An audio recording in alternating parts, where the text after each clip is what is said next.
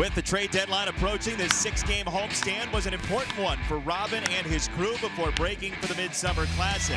The Sox skipper has seen his team gain ground in the Central with 3 wins in the first 5 games. Searching for victory number 4 and the 6th straight series victory. It's Sox and Braves in the finale next.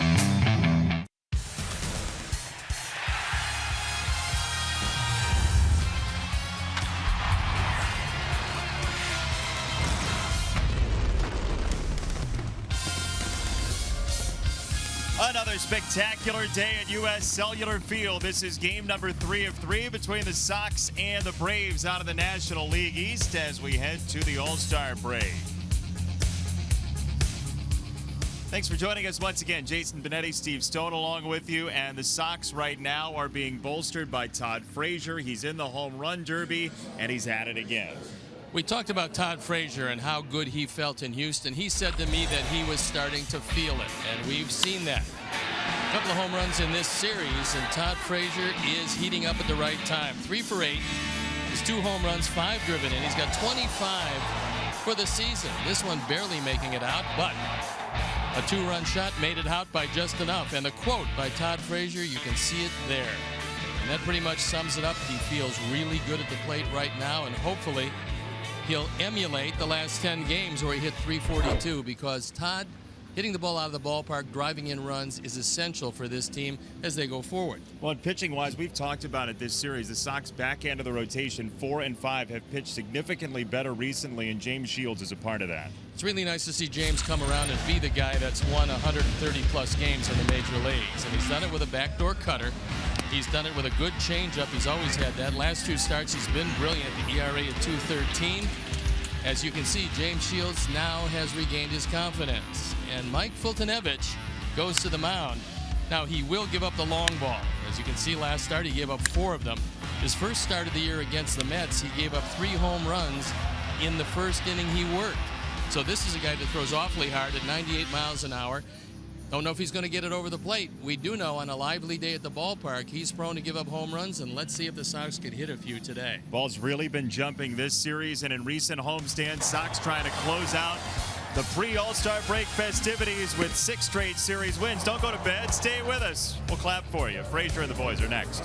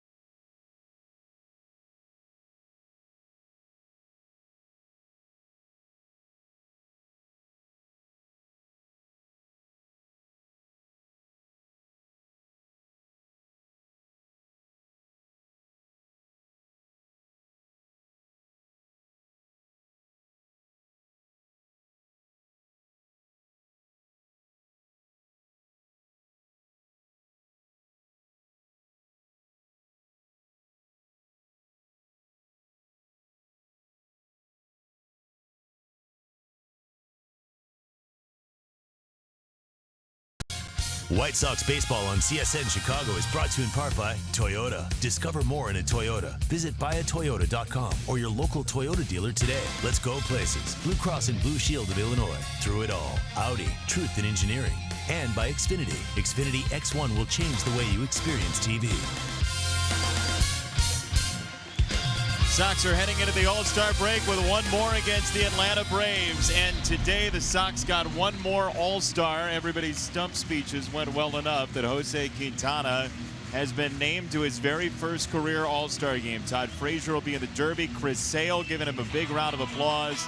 And Chris said, look, I thought this would be the year. It is the year for Quintana, who's got one of the top ERAs in Major League Baseball, 3.21. Well, I think well-deserved, and he could have certainly been named any one of the last 3 years. Fortunately, better late than never, he is an all-star, joining Chris Sale.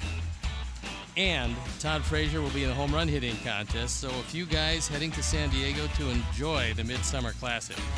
Now the fearsome Atlanta Braves, they've hit the ball well this series and on this road trip to Chicago. It's a different lineup today. Gordon Beckham's out. Jace Peterson into the top spot in the card. A.J. Pierzynski gets the start after he played about 6 innings yesterday with the injury to Tyler Flowers all the way down to Ibar in the 9th position. Our Cricket Wireless defensive setup and how Robin is going to put him out on the field behind James Shields, Melky Cabrera, J.B. Shuck, and Adam Eaton in the infield. Frazier, Anderson, Laurie, and Abreu. Yonder Navarro once again behind the plate, and our Lexus Pursuing Perfection starting pitcher is James Shields. Throwing the ball much better lately, 4-9 with the Sox ERA. That's inflated by 3 really difficult starts. But he's getting the ball over the plate. He's given up 16 home runs. He's got to keep the ball down, especially today because the wind very much a factor, blowing toward the right field corner. And if you don't throw ground balls, you've got some problems. So the umpires today, Lance Barrett behind the plate, Dan Iassoni at first, the crew chief Dale Scott at second, and Bob Davidson is at third. So with Peterson stepping in, they've thrown the ball around the infield. We're ready to play baseball, and it's up to you, Jason, to win a critical game today. We're all counting on you, Steve. 6 straight series wins on the line for the Sox. It would be the first time in 6 seasons that they had won 6 consecutive series, and that all happens with a victory just before the All-Star break. James Shields is ready, so is Jace Peterson, and there is strike number 1 today from U.S. Cellular Field at 1:10 first pitch. Peterson came over from San Diego, and this current crop of young Atlanta players mostly acquired from elsewhere. Trying to rebuild that farm system that was once so prolific has lain dormant for quite some time. Not a lot of people want to use the term rebuilding, but the Braves certainly are. They're 30 up and 58 down, but we were talking about it before the game. They've played better baseball under Brian Snitker at 21-30 with the interim manager on the bench. As Peterson fouls it away, still 1-2 from Shields. Well, the game plan isn't going exactly as Atlanta had wanted. Last year they were 67-95. This year they're probably going to be similar to that, maybe a touch better, but they were expecting going into the brand new ballpark to be very good. Brett Lawrie skates over, and he has out number 1 in his grasp for today's game. So with the idea of being competitive when they move into the new park, which is going to be a show place, that is not going to work out quite as they want it. They do have a fairly young bunch. They're going to have to start developing from their own system if they're going to put together what they once did, which was 14 straight division titles built on a lot of homegrown players and a few choice free agents. Chase Darno, a sky-high pop-up. Yonder Navarro is there for out number 2. A couple of deadline deals as well during those Braves 90s years. Remember the Fred McGriff trade. Oh, and that was interesting because John Sherholtz, the general manager at the time, held out. The number 1 player going to San Diego was Melvin Nieves, who was rated number 7 in the organization. They wanted some of the top guys. They didn't get him. When they got him, they went 51-17 the rest of the way. They beat out San Francisco. On the ground, Freeman to Anderson with the shift on, and a very quick inning for James Shields in the first. Bottom 1, Foltynewicz to the mound. The Illinois native takes to U.S. Cellular Field.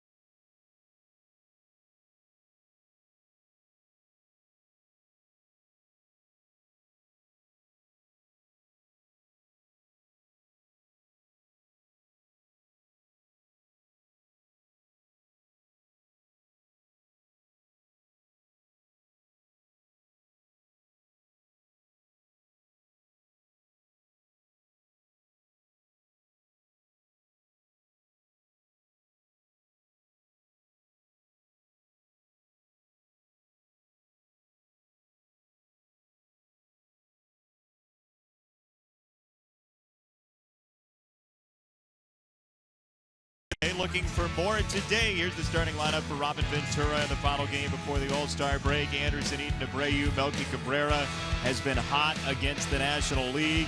The NL East, Washington and Atlanta, then Frazier, Laurie, Navarro, Garcia, and Shuck. Here's the defense, Steve. Let's take a look at the defense, and now Brian Snitker's going to line them up. D'Arnaud, Inciarte, and Markakis with Garcia, Ibar, Peterson, and Freeman. A.J. Pierzynski behind the plate. That's our wireless defense by Cricket. Lexus starting perfection pitcher. There he is, Mike Fultonevich, and it's pronounced just like it's spelled. In the pursuit of perfection, Fultonevich with a strike to Tim Anderson. He is from Minooka, Illinois, about an hour south and west. And he's got strike 2. He's got a big fastball, 98, maybe a little harder than that. Question is getting over the plate. When he gets it over the plate, he can be very tough. But he's given up a lot of home runs.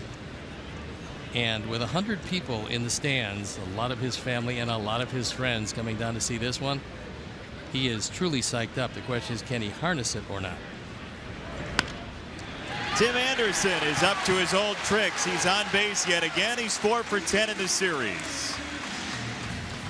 Well, after some very good fastballs, he hung a curveball.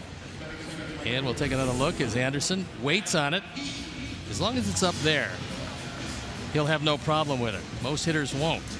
And so a hanger early and one of the speed burners on base. And today, the Sox, if they want to take this team out of the equation, they run early and often against A.J. Pierzynski.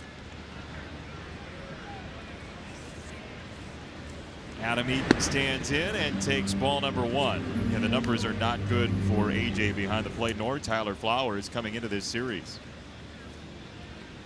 Bobby Bertucci in the booth for some goodies. Thank you. Wearing his Don Ho shirt. Very nice. Very nice on this Hawaiian day.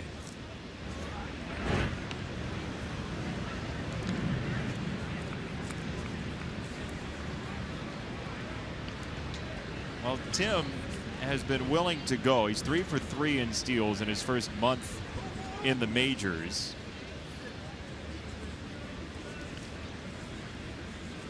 He is on with a 2-strike hit here in the first. This Braves team needed Fultonevich. He was out on the DL with some bone chips in his elbow. And John Gant ended up going on the disabled list, so they needed that starter. It looked like Fultonevich might have made at least one more start with AAA. He came back a little bit earlier than expected and back into the rotation. That is ball 3 for Eaton. May not need to run to second base. Tim may be able to leisurely walk there. Well, the oddity about Fultonevich is that he's got a much better ERA from the stretch than he does from the windup, and that's just the opposite with most pitchers. He pours in a strike on Eaton. 3 balls, 1 strike. And now no reason to hesitate on running at 3-1.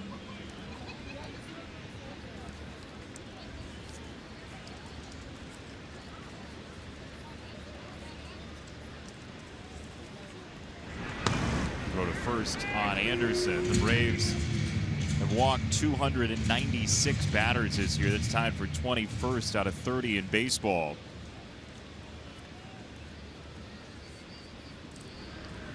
Fewest wins in the league to Atlanta right now as Anderson holds, and the pitch is cracked foul by Eaton. 3-2.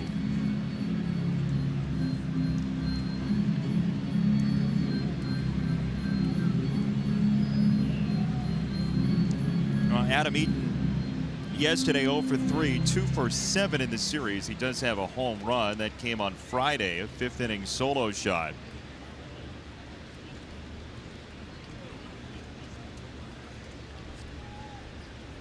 Guy with the most triples in the majors since 2014, 26 of them.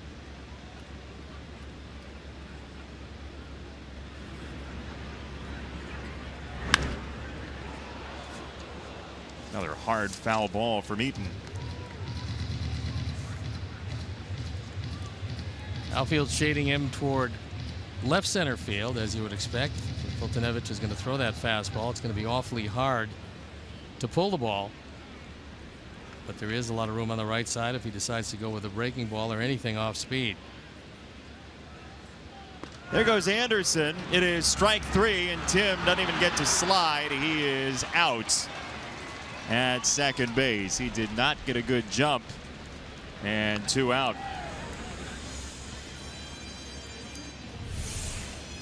Seventh man that AJ has cut down, and Anderson has no chance.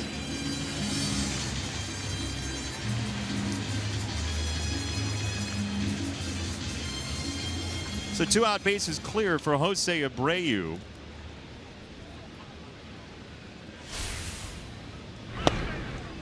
Braves had the double play machine working overtime in yesterday's game. They turned 1 in the first, 1 in the second, and 1 in the fifth.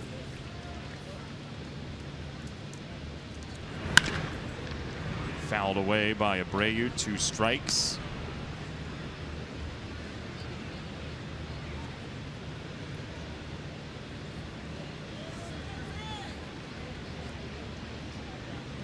Outfield pretty much dead straight away.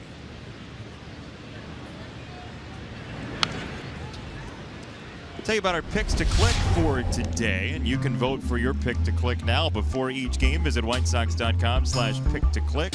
Decide who you think is going to be the position player of the game.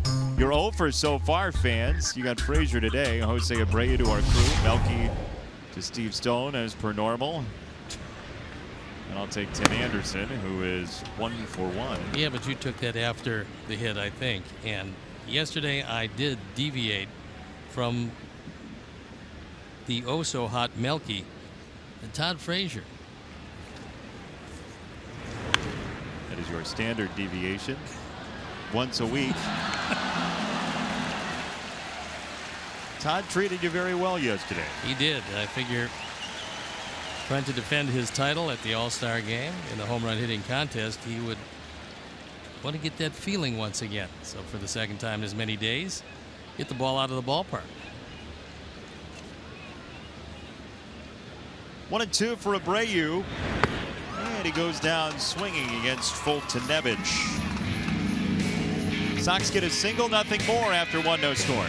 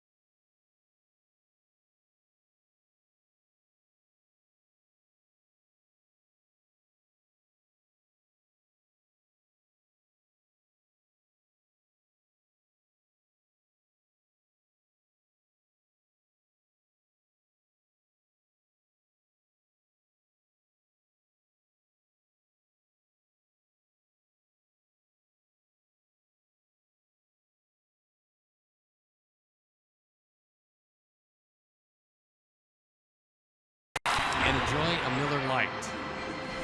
We'll have our Miller moment coming up later on in the game, and you can follow Dan Hayes, our White Sox insider, all season long on CSNChicago.com, presented by The Great Escape: pools, patio furniture, hot tubs, and more.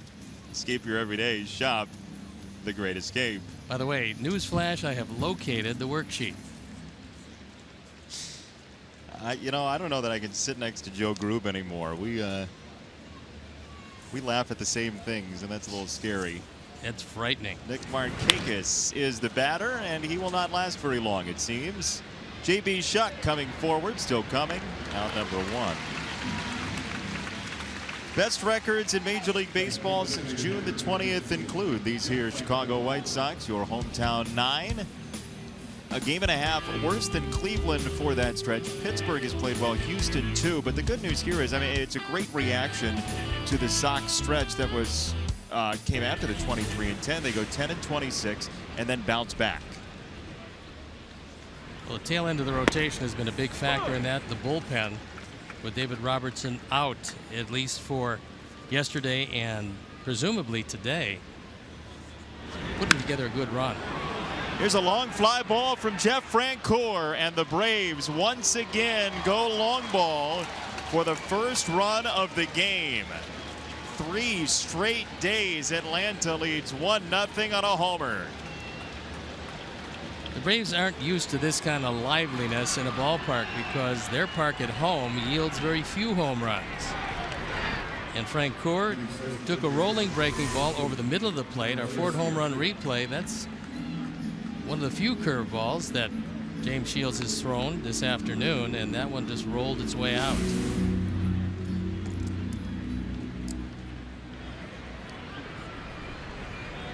One in, one out. Adonis Garcia with a pop-up foul first base side, and this ball reaches the seats into row number 3. Well, Atlanta's come out with a game plan, and that is knowing that James Shields has been trying to get ahead with everything. They've come out to swing at the first pitch a lot. It's cost them a few outs, but they're going to stay that way. They're going to stay aggressive, and we've seen Garcia putting together a pretty solid series. 7-pitch first inning for Shields. And Garcia, you mentioned the series he's had, a career high 4 hits 2 nights ago in the opener. And that Braves winning 11-8. And Shields misses low, 2-1.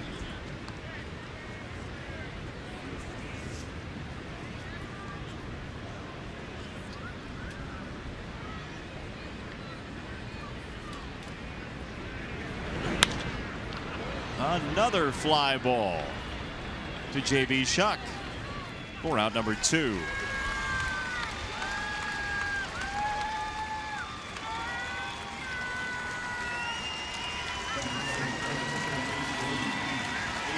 So here's A.J. Pierzynski, who yesterday got a standing ovation and today receives the same.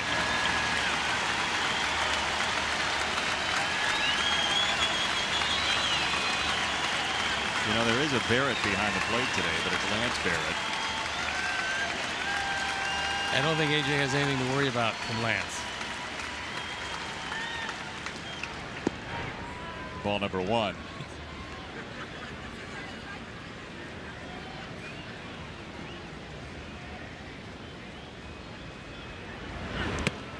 A.J. so far this year, 4 walks, 22 strikeouts. 203 at the plate. He's seen Shields quite a bit, though, as you might expect.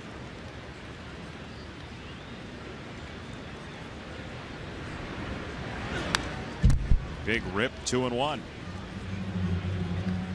Sox playing him as an extreme pull hitter, although Anderson is on the shortstop side of second, but Laurie is way back at second base.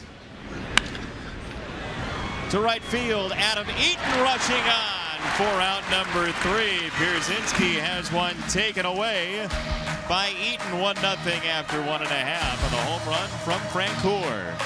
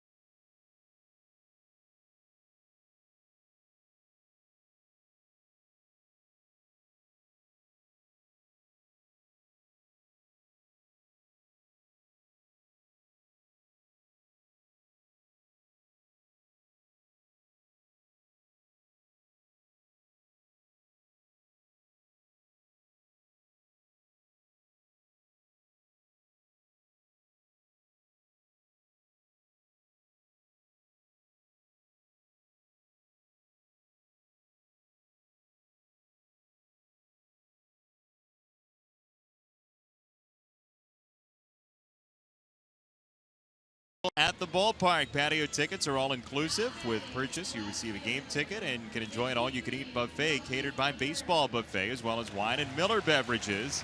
Patio opens 90 minutes prior to the game and closes 30 minutes after the start of the game. To purchase tickets, visit whitesox.com/group.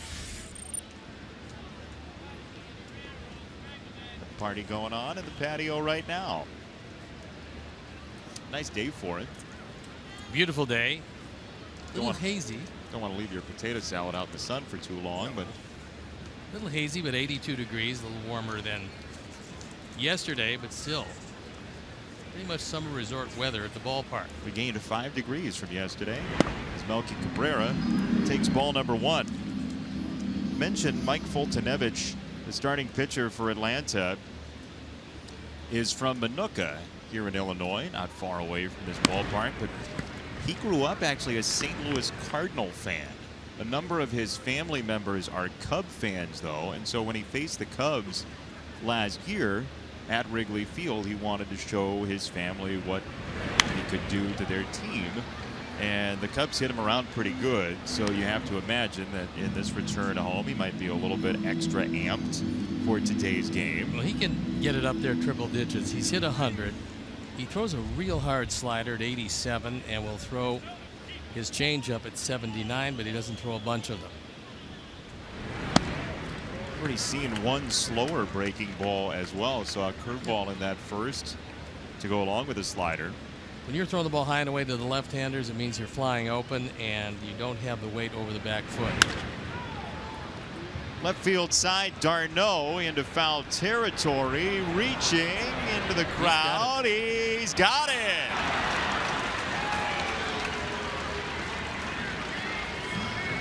Pretty good concentration by Chase d'Arnaud as he went in, knew exactly where he was, located the rail, which is something you have to do with the right hand, and then went as far as he could go to take it away from a young lady who's got her glove and thought that she would be taking that baseball home with her, but it was not to be. She almost took a member of the d'Arnaud family home with her. Nice play.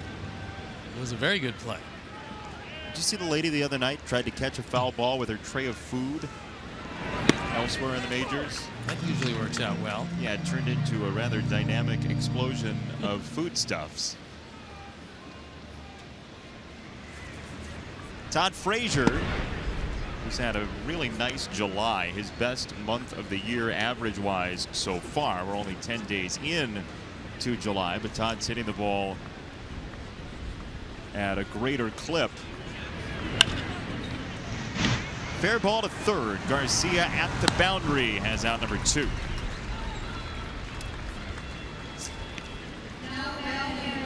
This Friday, CSN Chicago broadcasts live from the 2016 Blackhawks Convention. That's at 5 o'clock. You can join Pat Boyle for the opening ceremonies, followed at 6 by a special on-location edition of Sports Talk Live with David Kaplan. Blackhawks Convention coverage starts on Friday at 5 on CSN Chicago. Hockey season's coming fast. It's pretty amazing, isn't it, how seasons kind of bleed into one another?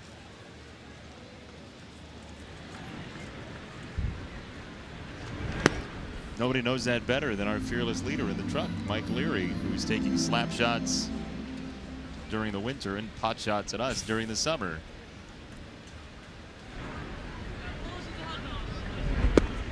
Ball and a strike on Brett Lawrie, who's on an 11-game hit streak, the second longest active in Major League Baseball. Longest right now is Kyle Seager from the Mariners. Lawrie testing the middle infield. Jace Peterson athletically gets over for the final out. Foltynewicz has faced the minimum. Special guest coming your way in the third here at U.S. Cellular Field.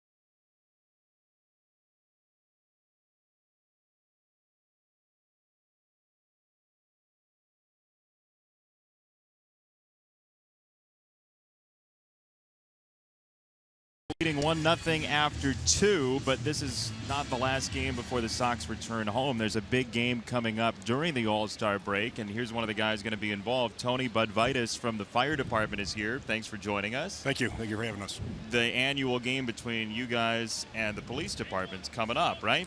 Yes, it's this Wednesday, 7 o'clock here at US Cellular. You excited about it? Oh, yeah, every year. Tell us a little bit about how you can get tickets, and certainly I know it's well attended just about each and every year. So first of all, tell us who's going to win and then how you get tickets. Who's going to win? I've kind of gone on a limb the last few years, and Yeah, I haven't always been right. We did win last year. It was a great game. We won in the bottom of the 9th inning. It was a great game, 3-2. The crowd was in it and everything. As far as the tickets and stuff, obviously for outsiders that aren't in the department, because the players sell them, you can get them at Frazier knocks it down, picks it up, and there's your out. One down. You can get them at goldbadgesociety.com. You can get them online, and you can also get them through the CPD Memorial website online too. I guess they have kind of a thing where you can just kind of pay online and you print your receipt up and you bring it here to the park for $5. You can also get them at the door. They'll be $10 at the door, but if you buy them in advance, you can get them for $5. That's coming up Wednesday. What's it like to play in that game? I think it's great. I mean, just playing in this park, it's great. More than anything, just being part of the game itself, because we do this game in the honor of fallen police officers and firefighters here in Chicago. And this is why we do this game. We raise the money for the families, Gold Badge Society and the CPD Memorial. This year, police did not have any line of duty, that's thank God. And in fire, we had 2. So we're entering 2 families out here, the Capuano family and the Serrano families out here for this game. Nice defense from Brett Laurie for the second out. For the folks that are not initiated or don't have family members doing this, what's it like to be in the fire department? What's that like? Just being part of the fire department. I mean, for me, my personal experience, I love it. It's like every firehouse is kind of it's your second family, and you grow close with a lot of guys you work with. Even outside your firehouse and the other firehouses, you see guys in fires and incidents, and it's kind of like a big brotherhood, and it's probably the same way like that too, also with the police officers. I'm very interested in who does the cooking. We have a cook at my firehouse. We have a cook. He kind of does the duties of cooking, and he actually does a really good job. And it's a tedious job, but we're not eating frozen food, put it that way. He does a very good job. How many years for you in the fire department? I'm a little over 16 years in the fire department. This ball is leaving. Jace Peterson with a solo shot. The Braves have doubled their lead. And how many years have you guys gone head-to-head with the police department in this game? Oh God, I want to say this is our 17th annual. We've been doing this so long. We've been doing this since. Actually, we started right shortly after 9/11. Right after 9/11, we started the game here, and we've secured it every year through ISFA with PJ. She takes care of us with this game. She really puts a lot together for us. We thank them for having us here every year, because if it wasn't for them, we wouldn't be here. Well, Tony, thank you very much. We really appreciate what you guys do. I know Jason feels the same way. And come out, folks. Raise a lot of money for wonderful causes, and we will see you next year. And Yes. Let us know what happened on this year. I definitely will. Thank you for having me, guys. Thanks, Tony. That game coming up Wednesday, July 13th. Gates open at 5:30.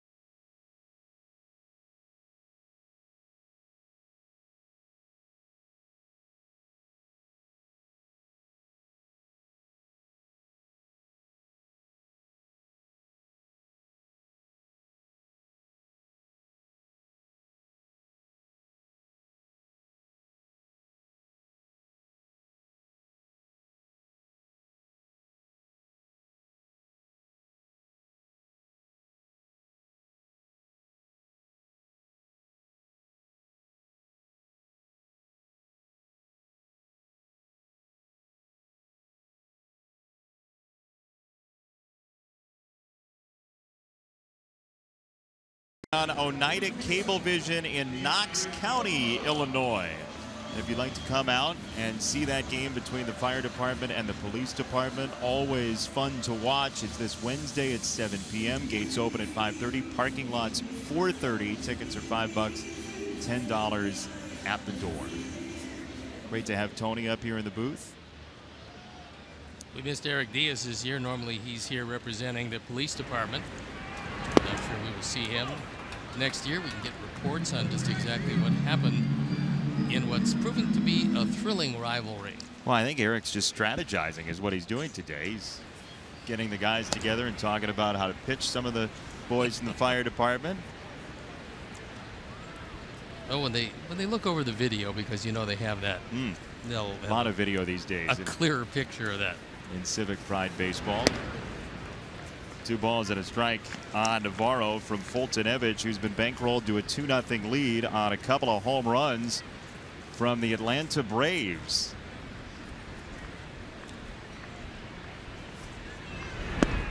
Two and 2 on Navarro. Well, normally this would bode well for Deanna. Leadoff hitters hitting .400 against Fultonevich over the last 2 months.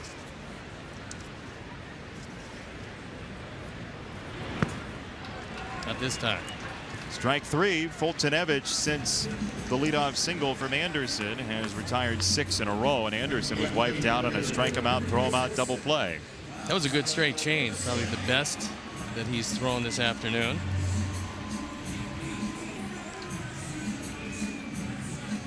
One out for Avi Garcia. He's hitting .235, slugging at .336 with 14 extra base hits.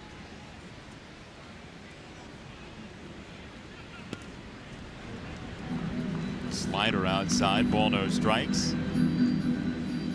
Youngster taking in the festivities, maybe a 2-screen experience going on with, could be our broadcast, you think? I'd like to think that, but then I'd like to think that I was 6'4". I think it's probably a nice little animated video for the young lady. You think it might be Inside Out or the Lava short? You saw Inside Out, right? You loved that movie. The plot was a little shaky, but other than that, it was really good. 2-1. Fouled away.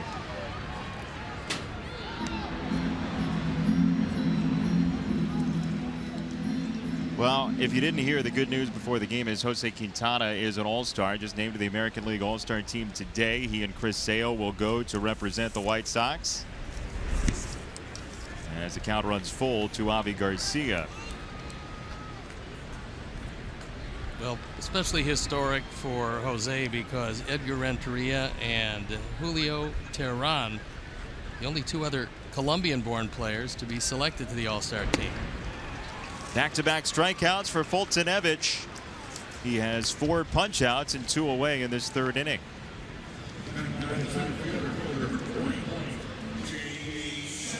Might be able to have dinner reservations for 3:30 the way this game's going. You'd have to think that there's a couple of players, not necessarily Sox players, because they're obviously playing to either get a little closer in the division, certainly the wild card race. The Braves, they want to get back to Atlanta and start the All-Star break. Strike 1 to J.B. Shuck, who is one of the rare guys in this lineup to have seen Fultonevich previously. He is 0 for 1. And now he's 1 for 2. JB's done a great job of flipping the lineup card over with a runner on in the last month. And he started from way back batting average wise. He's now up over 255 as he slices that one into left field, so he stays right on a fastball away.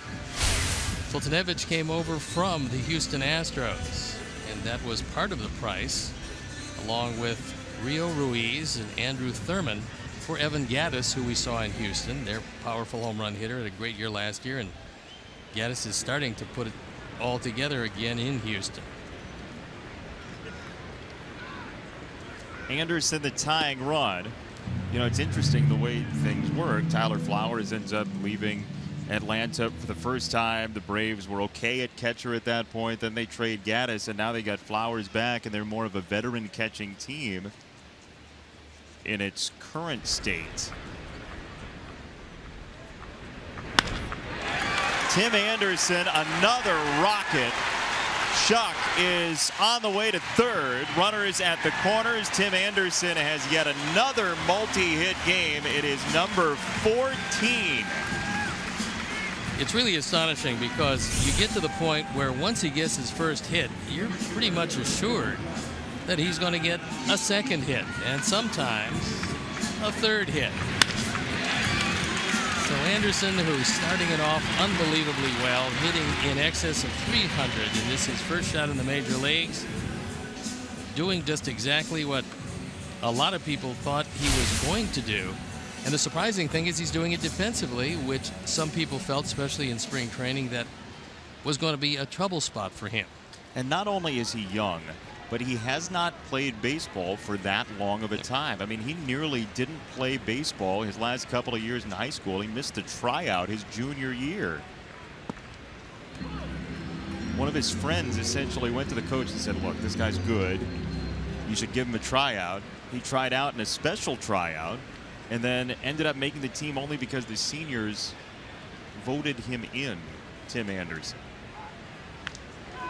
He is safe at first. Good move by Fultonevich. He's got quick feet and got the ball over there. Only a high throw saved Anderson.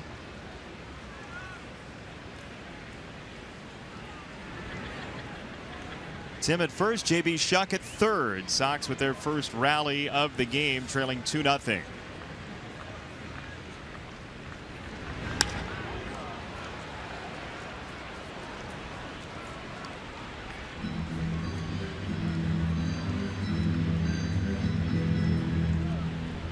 Two strikes on Eaton.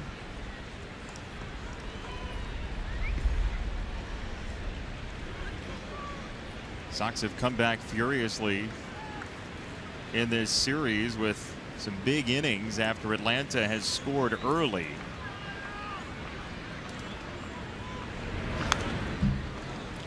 Braves 2 nights ago led 1-0 after 1 on the home run from Freeman. Sox got 1 in the first and 3 in the second. Then the next day, yesterday, Atlanta was up 1-0. Sox got 2 in the second, 3 in the third.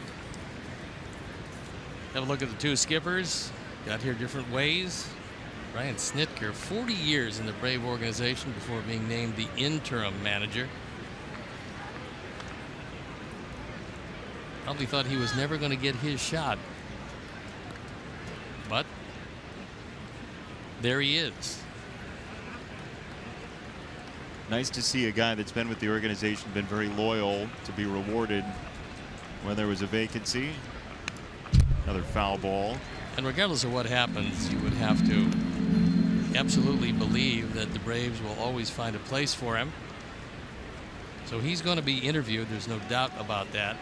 And they're going to judge his body of work. And it's been pretty good since taking over. You see the 21 and 30. I mean, Freddie Gonzalez was a good manager when he was given good players. And like so many before him, not real good when he didn't get the good ones. Lengthy foul ball from Eaton, still 0-2. I believe that Freddie's going to get another job because he was actually very good with the Atlanta Braves until the system just kind of dissolved. And they felt it was just time to make the move. They didn't want to wait for the end of the season. They wanted to give a lot of people more time to evaluate under a new voice. That voice, Brian Snitker. Anderson at first, Shuck at third, 0-2, and time called before the pitch.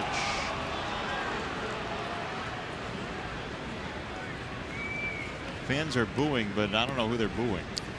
Well, not necessarily a bad thing, and the reason is that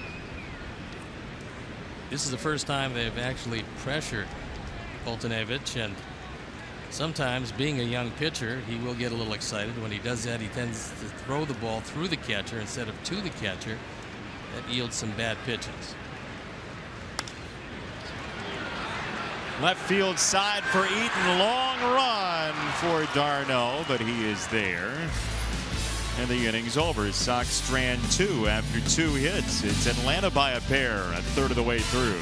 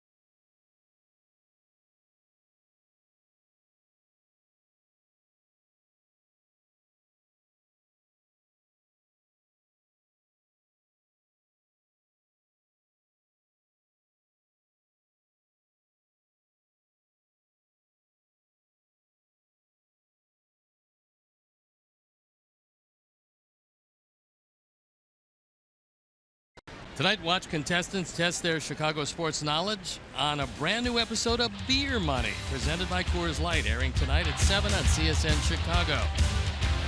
Thought you were going to say it was erring on the side of caution. Might be doing that too, but I love Beer Money. You do? Yeah, leave out the beer.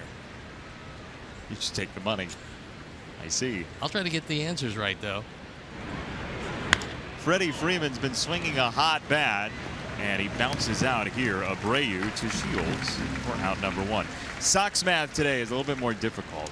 All-Star break coming up. We were going to get a little loose, but Dougie in audio is wearing our Sox math t-shirt. Thanks for the modeling job, Dougie. Here's your Sox math question. Number of regular season games the Sox have left after the All-Star break.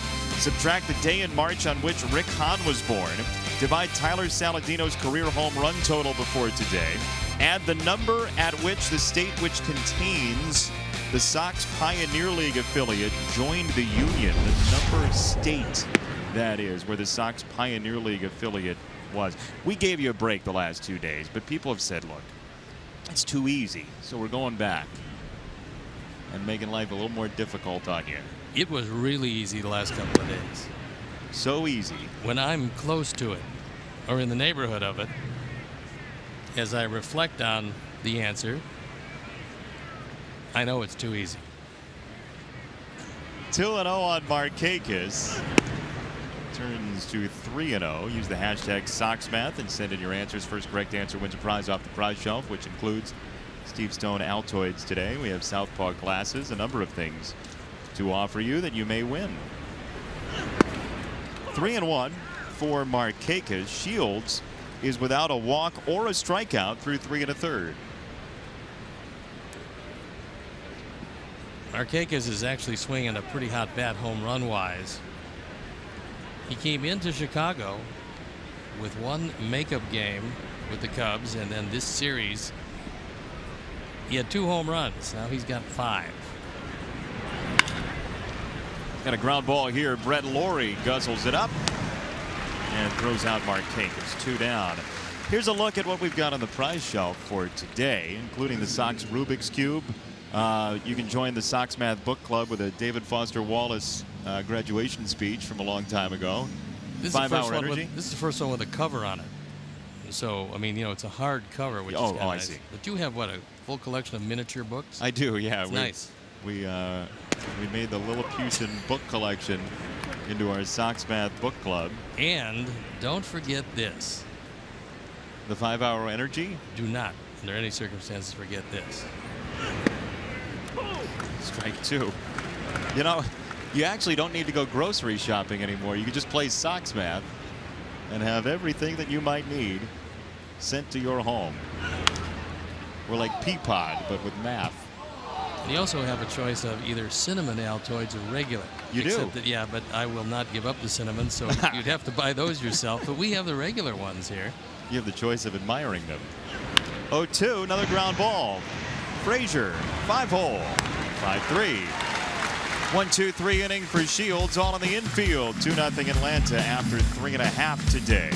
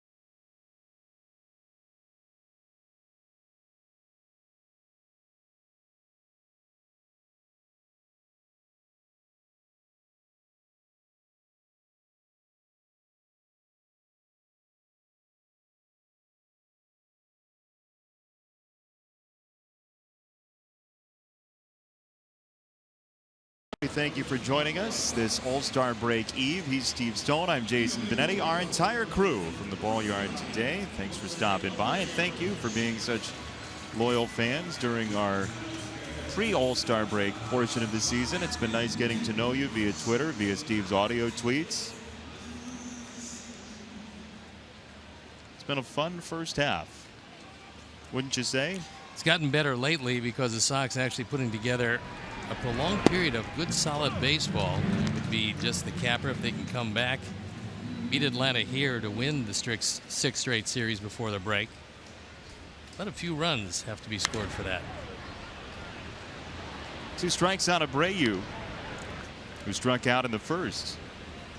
Well, the Sox are used to close games. 45 of the 87 decided by 1 or 2, and 12 of the last 21 games decided by 1 or 2, which will put some strain on your bullpen, certainly.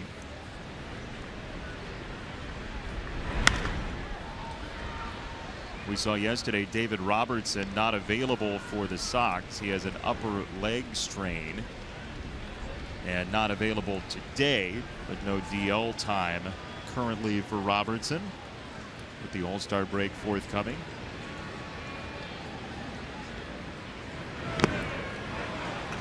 Swing and a miss for strike 3 from Abreu. 5th strikeout for Foltynewicz. Oh no, he got a piece of it. And so still 0-2. Snitker looking back to see if they have enough time to actually take a look at it to see if it's redirected. Well, let's see. Oh, they're going to go ahead. It's really difficult, especially on a foul ball. You think he got a piece of that, Steve? It didn't look like it to me. Yeah. Towering pop-up finds its way into the seats.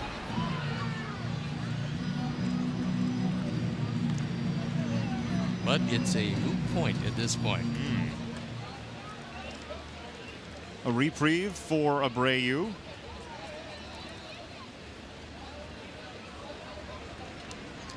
Five pitches this at bat, 6 in his first at bat. He's seen 1 ball. There's number 2.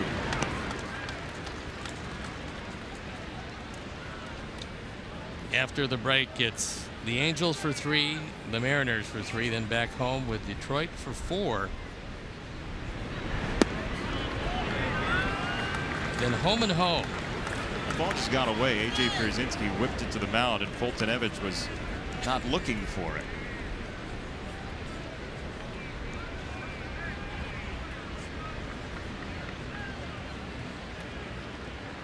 Not a lot of home games coming up on the schedule.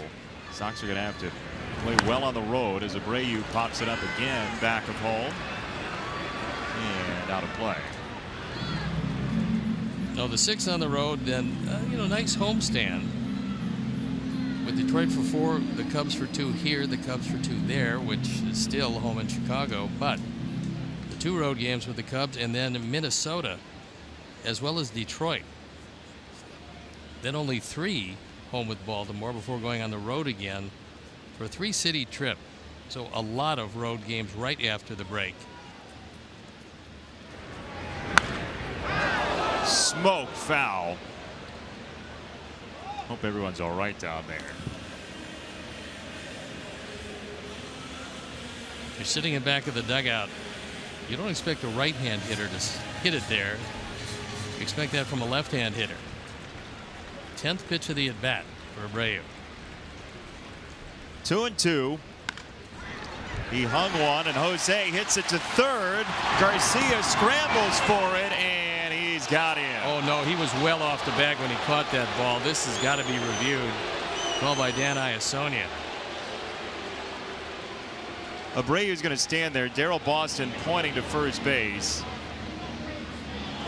Just to the naked eye, he was a good couple of feet off the bag. I don't think that one's even all that close.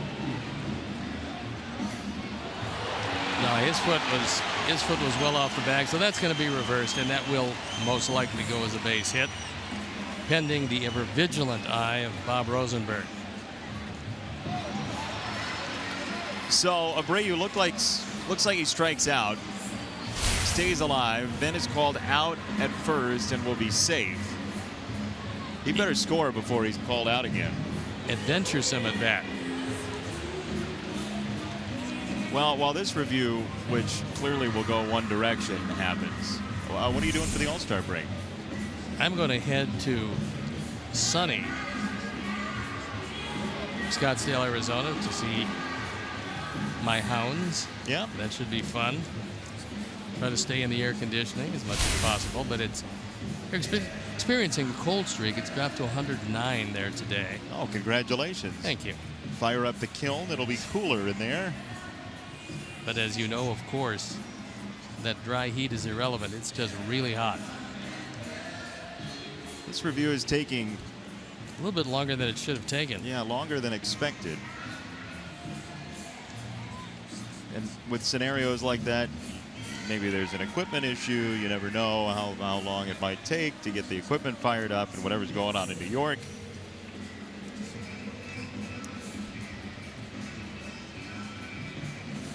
Abreu's going to be safe unless there are no video screens in New York, which we think there are. Well, they could have Bob Rosenberg's coin that they're flipping to see which way it lands. The but ceremonial coin? In lieu of that, yes. And here it comes. Save. The suspense was killing me. Yeah, if that one isn't reversed, they probably should do away with the replay system. Do away with video. That one's reversed. Or not reversed, I should say. Abreu is safe. 1 on, nobody out for Melky Cabrera. It's a hit for Abreu. And ball 1 to Melky. Here's our Xfinity high-speed action replay. A fine play by Chase d'Arnaud. Keeping his concentration, leaning into the seats to retire Melky. And disappoint a whole lot of fans, but not the Braves.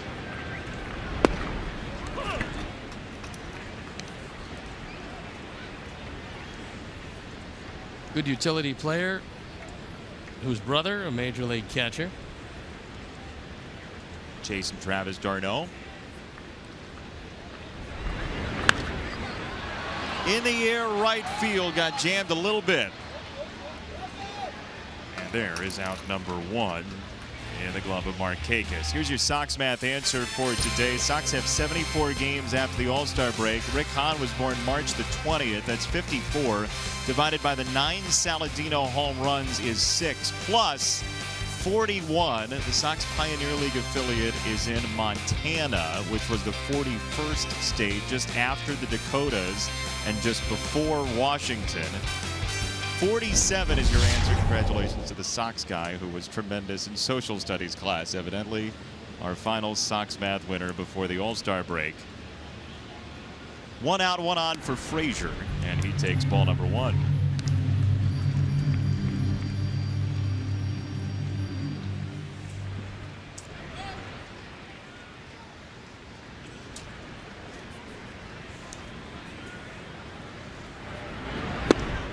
One and one for Todd. You know, it was interesting talking to Todd after the game yesterday, and he said the best part of the home run derby was holding his young son while he celebrated the win last year. He said, look, my kid doesn't know what happened. He has no idea, but it'll be a great memory to relive sometime down the line. They'll have a great amount of video to show him exactly what happened. And in the not too distant future, he will know what went on, and hopefully he can defend successfully this year. He's got a tough road, though. Carlos Gonzalez in the first round.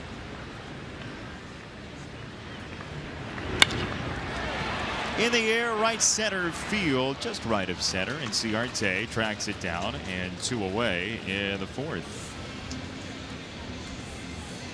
Yeah, that's the 2-7 matchup, Frazier versus Gonzalez. The winner of that will face the 3 or the 6, Adam Duvall, Cincinnati Red, and Will Myers, the hometown star, San Diego. Padres have announced that, although there was some speculation to the contrary, that Will Myers is not going to be used as trade material. They want to keep him and try to help build around him. He's having a breakout season. Laurie, a fly ball to right field. And this will not carry enough. Markakis is under it, and the inning's over. If you like impressions, stay with us. Top of the 5th coming next. Sox trailing 2-0.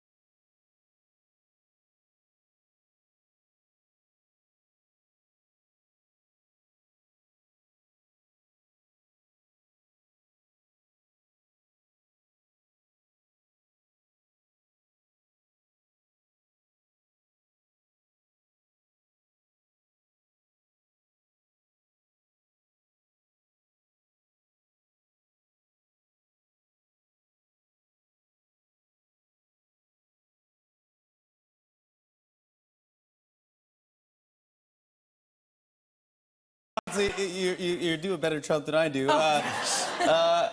Him saying China, can you just do that again? China! There you go, yeah, that's...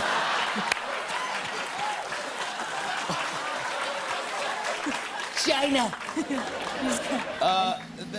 That's the funniest man in Arlington Heights, Illinois. Jack Aiello, thanks for stopping by here. Oh my gosh, thank you for having me. So you're in junior high, right? Yes, I am, yes. When did you start doing, we saw the Trump there, when did you start doing all these impersonations that you do?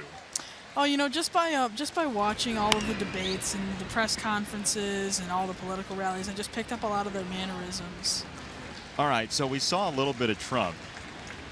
Who else you got?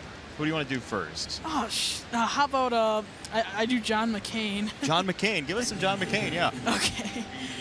So like I remember in one of the debates he was like, "Now I'd like to talk to my friend Joe the plumber." And Joe, if you're out there, President Obama's plan. And then and then Obama came in. He's like, "You know what? I'd like to talk to you too, Joe. If you're out there, here's what you have to pay: 0." You know what, Jimmy Fallon, what was it like when he said your impersonation, like we saw there, is better than his? What was that like? I mean, I think his is amazing. I've thought that his impressions are amazing for such a long time. To have him say that was, it was so cool. I mean, I really appreciated it. Yeah. A.J. Pierzynski in his second with a double after the fly out from Garcia. One away for the Braves here in the fifth. You've had so much success at an early age. Obviously, being on the Tonight Show is wonderful. What are your plans for the future? What do you want to do? I actually, when I'm older, I want to become either a politician or a comedian with all the impressions. Yeah. Well, most politicians aren't that funny, but you have to probably choose one or the other, and then you're going to be in good shape. The imitations are just great. I know John McCain. He used to have an office behind where I had a restaurant, and you're spot on. That's a wonderful impression of him. Thank you. All right, give us a little bit more Trump. Yeah. Oh. Well, thank you for having me on. It's fantastic to be here. It's just terrific. I mean, it's so fun to be here at the stadium. Baseball, it's terrific. Just so you know that, by the way. Well, the hands are great, and the voice is terrific. That's very funny. Thank you. Right field, Adam Eaton watches this ball fly away.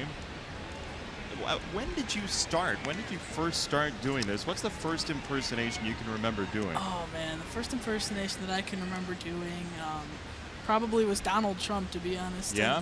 This election year is when I really started doing the impressions a lot, yeah. Well, I want to have you back on again, but I want you to work on something before we invite you back, and that is I want you to do a Jason Benetti impression. Oh, boy. You've got Trump down perfectly. John McCain is terrific. I know you do some others, but if you can get a Benetti, I think the sky's the limit for you.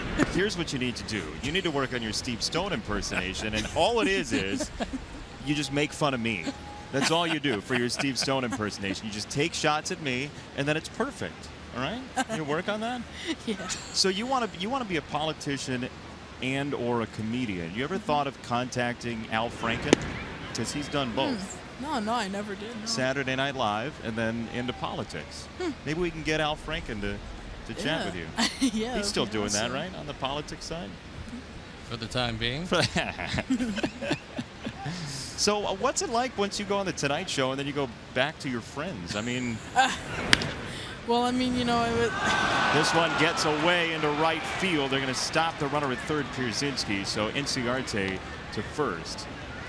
Yeah, so I mean, it was pretty cool. I mean, so I was on the car ride back telling all my friends, and then once I got back, it went so quick. I felt like it honestly never happened, and I should have savored it a lot more. But it was terrific. It was so fun. So what was the best part of being on the Tonight Show? I honestly, if I had to choose one favorite, it would have to be doing the interview with Jimmy Fallon on the couch. That was so fun. I really enjoyed that, especially. Yeah. Well, at the beginning of the interview, you looked and you were like, wow, Harrison Ford sat in this chair. Yeah. That was the first guy you said, right? Harrison Ford? Yeah, it was. Yeah, I think he's probably my favorite actor. I like a lot of his movies. Yeah. Oh, how about that? Here's a ground ball to second. Laurie feeds Anderson. The turn is there and a double play. Jack, great success to you. Thank you. Thank you again for having me. Appreciate you coming up. Jack Aiello, funniest guy in Arlington Heights, Illinois. Hands down, 2-0 Braves.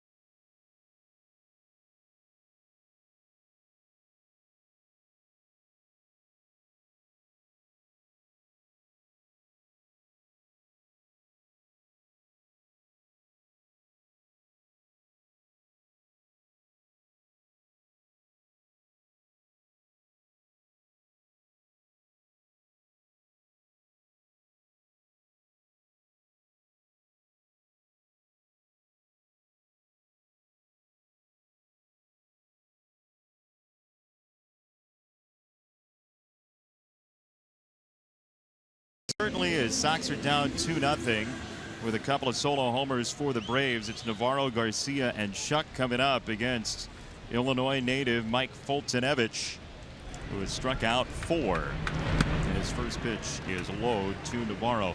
So we just had Jack Aiello in here. Funny kid in junior high, but a wild story involving our TV crew here.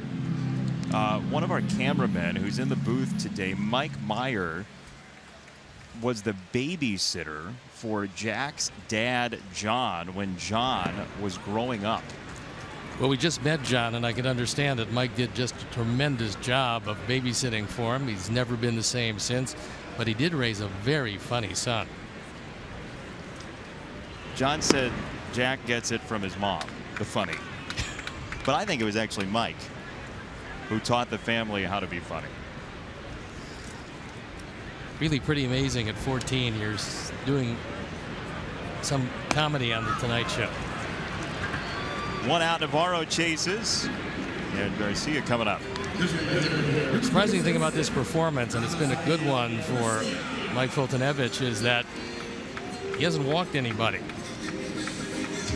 Now, when Houston drafted him #1 and gave him $1.3 million, they realized he had an arm that you can't teach. Just a question of him harnessing that. When he gets the ball over the plate or in the neighborhood, especially with his good slider, he's really tough to hit.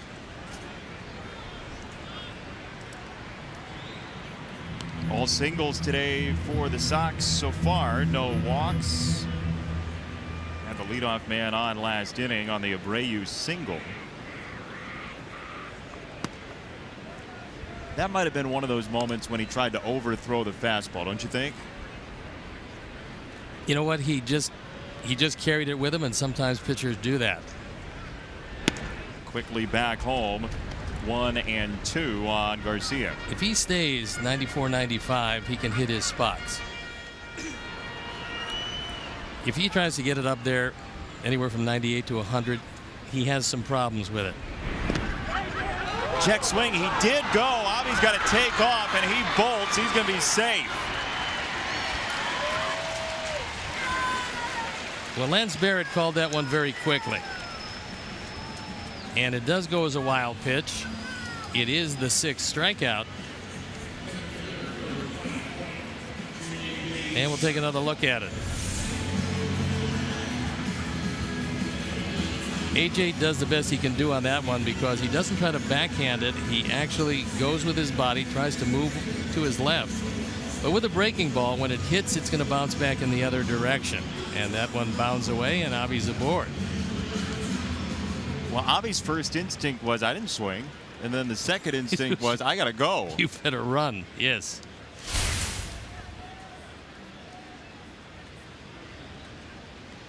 One on, one out for Shuck, who takes inside.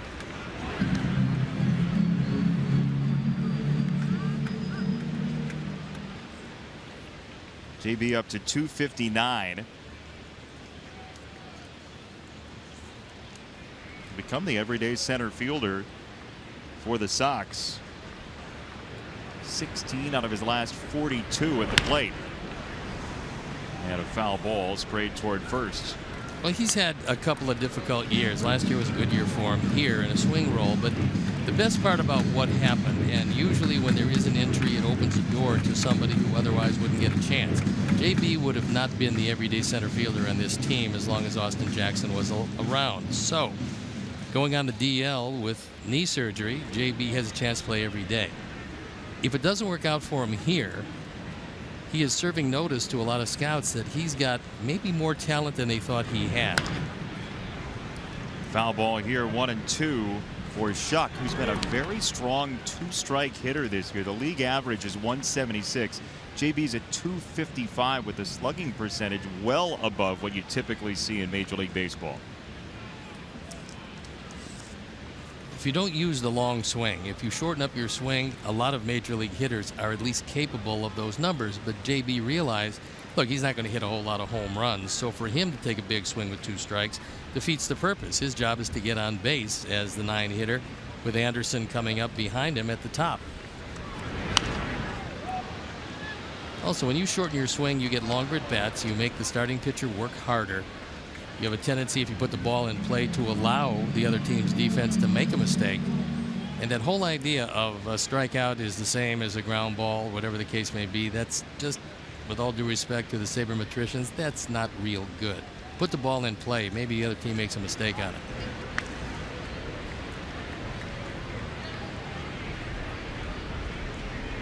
You think the sabermetricians are going to come after you for that one? I don't think so. Probably not. That's They're not very listening sturdy. today. They're ready. They're ready for the All-Star break. They're putting their computers to rest for a few days.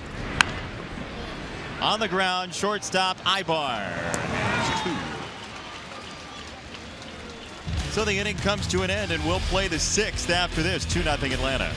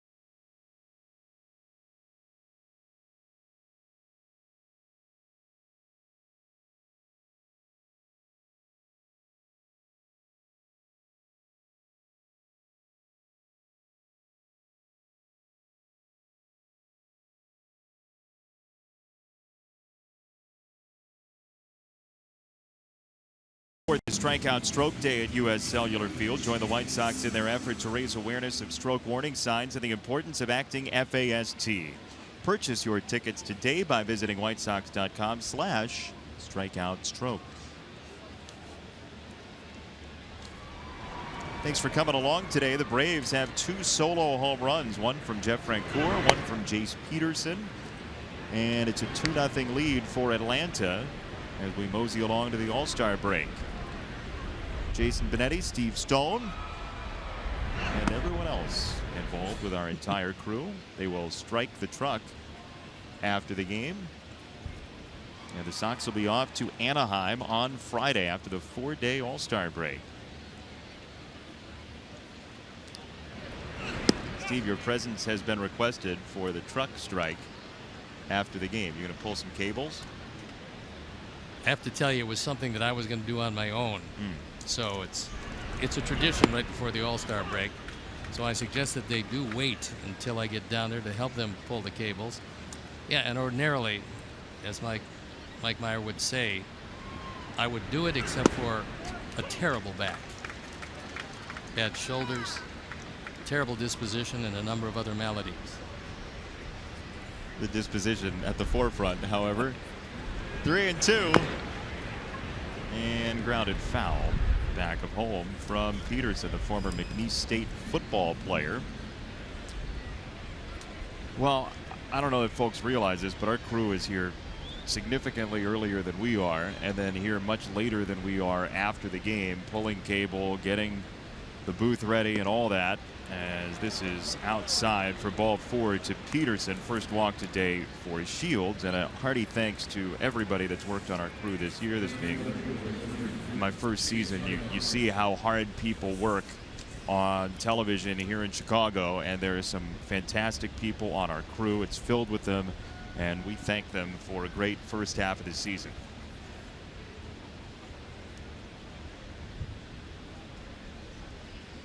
Now roll that replay I asked for.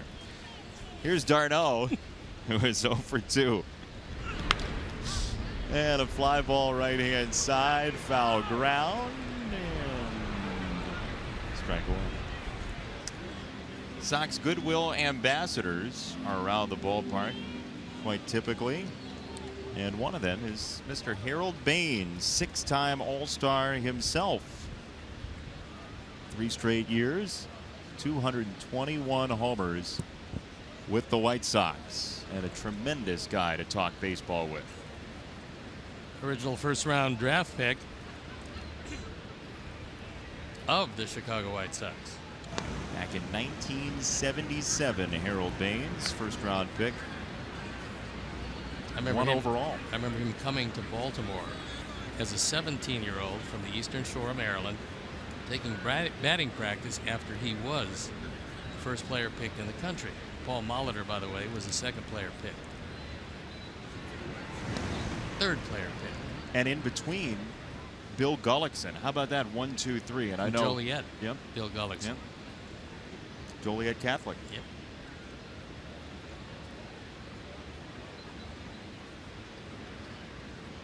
Also in that round, by the way, Richard Dotson, Sox AAA pitching coach. Adam Eaton is camped for out number 1. d'Arnaud retired.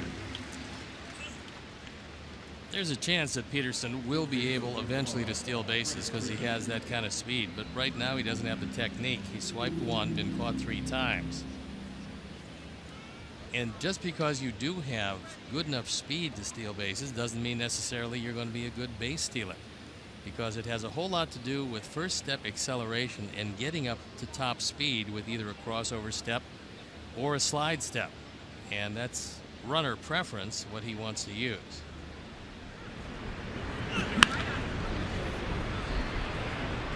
First full season in minor league baseball for Peterson. His manager was former White Sox player Jose Valentin. Very good middle infielder and power from both sides of the plate, especially the left side. Played some third later in his career. And a nice man. Very short lead at first base.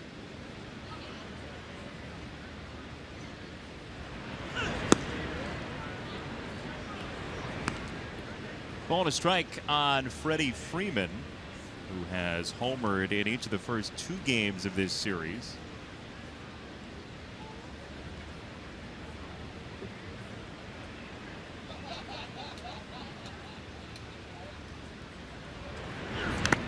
What's your assessment so far, 5 1/3 deep, of James Shields today?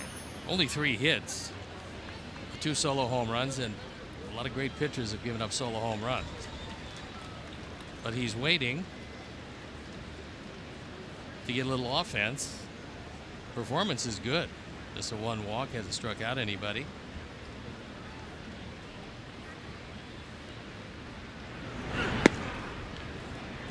Two and two. Managers and pitching coaches will take solo home runs. The key to winning baseball games is making sure that you don't give up any hits or walks, especially walks, before the home runs. So the 2 solos by Frank Coeur and then Peterson.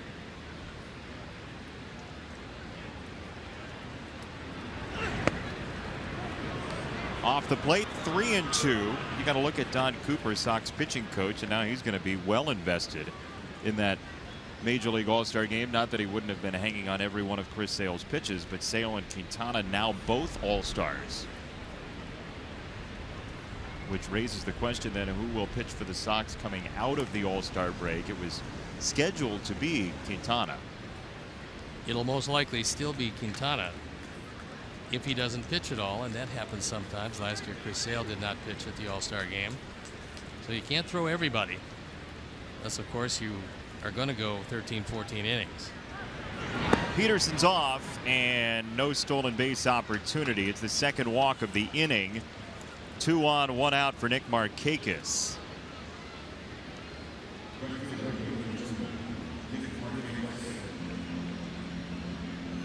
To this point, Nick has not had very good at-bats against James Shields. He's having a rare bit of wildness here. First 3 starts with the Sox, 9 walks, 5 strikeouts for Shields. The last 3 before this one, 7 walks, 13 strikeouts. Markakis takes a fastball low. He's really forced to hit 4 in the batting order to give some measure of protection behind Freddie Freeman, who a lot of teams want to pitch around because he is purely the best hitter on this team. 2-0. Ball gets away slightly. Navarro's play to second is late. And runners at second and third double play. At least the regulation double play is out of order. It goes as a wild pitch. That isn't a bad play by Dioner Navarro because normally you go after the trailer. And you go after the trailer because sometimes they just don't hustle. But Freddie Freeman is too good a baseball player to not hustle to second base, and he took off, made it easy. Even if that throws on the mark, you're not going to get him. But a good thought process by Navarro.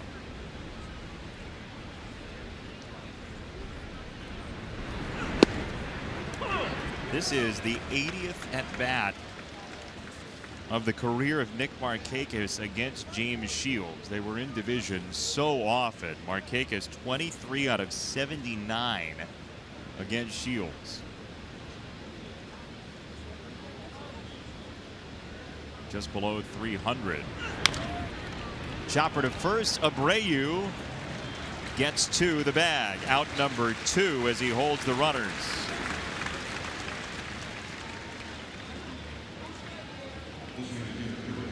I think the Sox are very fortunate that that was not the contact play and that Peterson was not coming down the line aggressively on a secondary lead, because that chopper probably was enough to get him home, with Jose not wanting to risk a big inning. But because he wasn't going and because that secondary lead wasn't a big one, he stayed at third.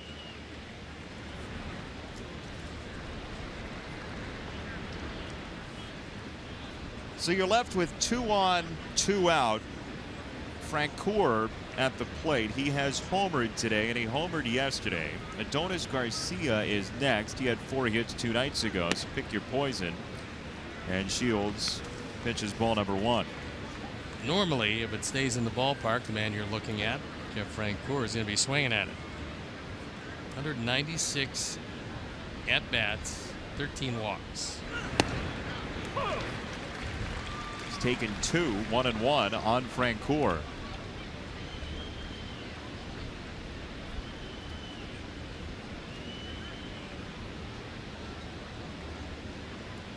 Career 277 walks, 1,038 strikeouts. And he braces for ball 2. Tried to throw a couple of cutters out away, missed.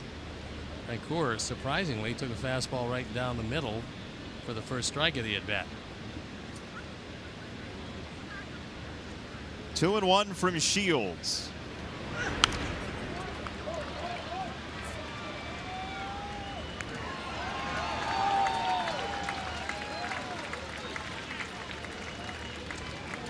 Two balls, 2 strikes on Francoeur. 2 big runs in scoring position for Atlanta.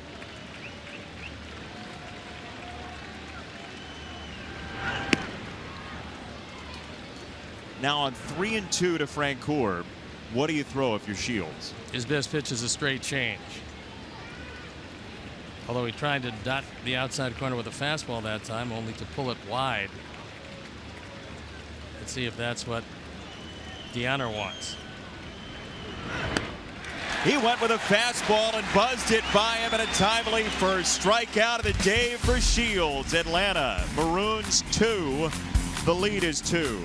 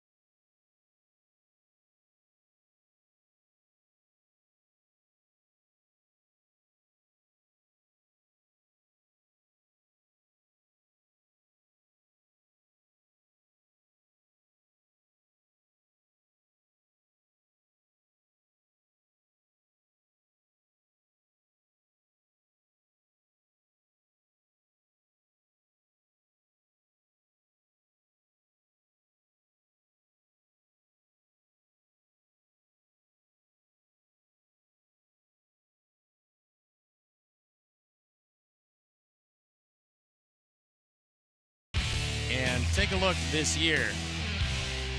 The first 28 games, not much going on. And the last 17, the Sox hitters are really revving it up at 290, over 5 runs per game.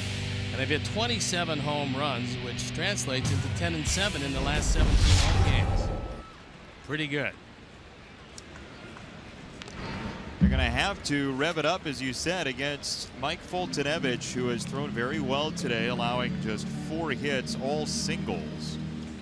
He's struck out 6. He is an Illinois native from Minooka, who we're told last night decided to take advantage of a beautiful night in Chicago and towed his mother around on a carriage in downtown Chicago. It was absolutely a gorgeous night. And with the family so close and all of his friends showing up at the ballpark today, I'm sure it was very costly for the young man. About 100 here to watch Foltynewicz. And last time he was in Chicago, we mentioned it in passing, it was last August 20th at the Cubs. He gave up 7 earned runs in 4 2/3, and he very honestly said, look, I was too amped. I tried to overpitch to impress. He's got away with a hanging breaking ball there, and he's averaged close to 6 innings per start, which is not bad for a young pitcher. He'd made 8 starts coming in, 42 innings overall, and here he is into the 6th. Reach back for 96 and guns it by Anderson. Tim out for the first time this afternoon. Mentioned that Foltynewicz played his high school baseball at Minooka, and there is a young Mike Foltynewicz in his high school days.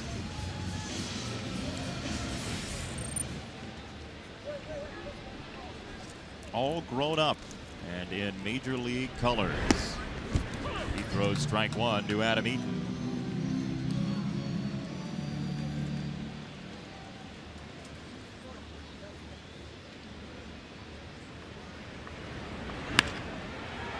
In the air, left field and deep. d'Arnaud is back, still going. d'Arnaud just in time for out number 2. Well, that's something that Foltynewicz has avoided today. He had given up 11 home runs in just 42 innings coming in, but he's kept the ball in the ballpark. This was a high change, and Adam got a whole lot of it, just not quite enough. d'Arnaud back in front of the wall, in front of the Comcast sign, makes the catch. So 2 out. Abreu takes a strike at 98 from Foltynewicz. At 98, the fastball is fairly straight. The fastball he threw to Anderson at 96 had a lot of sink to it. And if he wants to use that, he's not going to be hit too much, as that one did. Again, 96 was sink, 98 straight. You'd much rather have 96 with sink. And as he moves along in the maturation process of a pitcher, he'll learn to differentiate between the two. Right now, I'd rather face 98 belt high. On the ground, hard hit. Abreu inside outs it to right field for a 2-out single. First 20,000 fans at each game receive a Merck's Cheese Spread game card. Good for savings on delicious Merck's cheese in the deli or dairy case at their local grocer. Watching the White Sox and saving on Merck's cheese. Some fans have all the luck. Purchase your tickets today by visiting whitesox.com or calling 866-SOX-GAME. Difference in the last 2 pitches, that was 97. It was right down the middle and belt high, and he took it right down the line for his second base hit. And this, the final game before the All-Star break. Melky Cabrera is 0 for 2 with a fly out to each corner outfielder. And he takes a fastball at 97. Ball 1. You mentioned Foltynewicz with a penchant for giving up home runs. Melky is the tying run. Ibar at short locks it up. To the 7th we go, 2-0 Atlanta.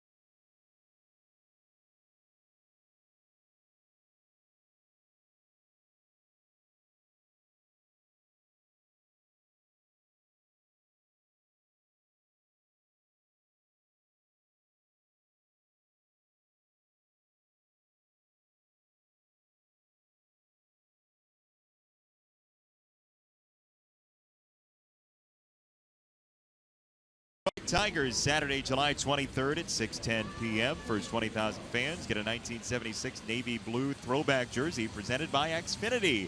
Xfinity X1 will change the way you experience TV. Purchase tickets today by visiting whitesox.com or calling 866-SOX-GAME. James Shields taking aim at a 7-inning start. It would be his first 7-inning start in a Sox uniform if he could wrap up the 3 outs here in this 7th inning. Just under 30,000 here this afternoon. A lot of young folks around. Beautiful day. What better thing to do than take in a baseball game? Better thing to do than swing at the first pitch. The Braves have been They're heartily antsy. They're doing that a lot. In fact, here we are in the 7th inning, and James Shields has only used 72 pitches, which is a testament to that. 2 strikes for Garcia, who has flied out to center and popped out to second. And has not yet in the series come close to a walk.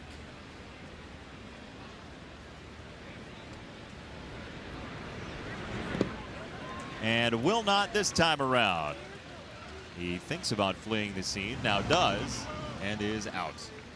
Good habit to get into if you see the ball bounce or trickle away or do anything that's not caught, run to first. I thought you were going to say it's a good habit to get into to flee the scene, and I was going to counter with that possibly being poor advice. Well, it depends on what exactly you are fleeing. 1 out for A.J. Pierzynski, who doubled last time and fouls this ball away. If you remember, and I know you being a movie buff, the old movie Love and Death. Probably not. Go on. Well, we'll talk about it in a moment. That's a tease. Anderson to first. 2 out. It was an old movie by Woody Allen where he talks about his people being noted for fleeing. I'll have to check that one out during the break. It's a wonderful film. I'm an Annie Hall guy as far as Woody Allen movies go. That's my favorite. There are lobsters behind my fridge wherever I live. 2 out for Inciarte here in the 7th. And he, statuesque, takes ball 1.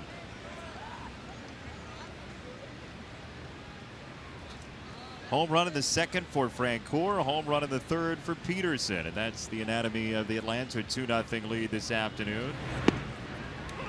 Strike 1 from Shields, a fastball, 1-1. Inciarte, a great center fielder, acquired from the Diamondbacks. Not adept at hitting straight changes.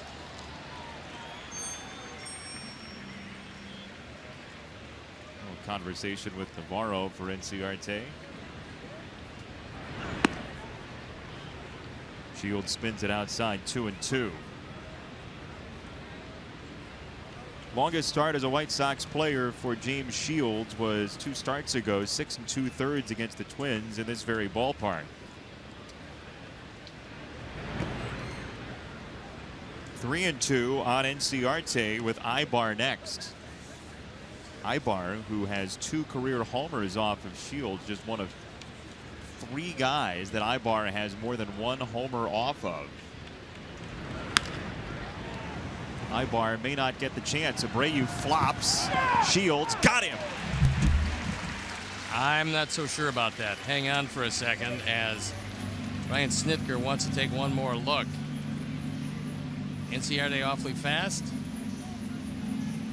And we'll see. Here's our look. James at first. If he hit the front of the bag, and we don't know from that angle if he did, if he hit the front of the bag, he's safe. I think he's safe. Looks to me like he was safe. Look, with the naked eye, it looked like he was safe, but we'll have to see. I think you're right. From this angle, we can really tell the long stretch, and he is safe. So this one should be a little shorter than the last one.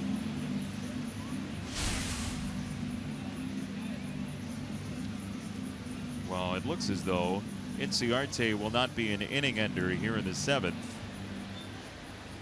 And Shields will think about his next pitch, which will be number 82. Yep, there it is, safe. As opposed to a regular ender. And it does go as a base hit. So Inciarte is one of their real stolen base threats. 8 of them in 11 attempts.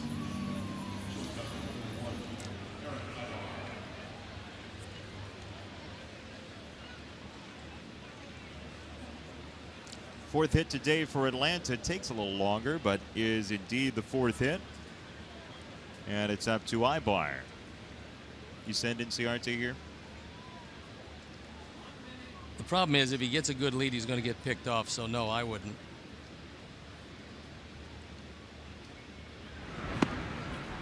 Off-speed strike from Shields. Now, if you get a little deeper in the count, I would consider it, but he's not getting much of a lead, and they know because they've seen Shields so many times that he has one of the best right-handed moves to first base in all of baseball.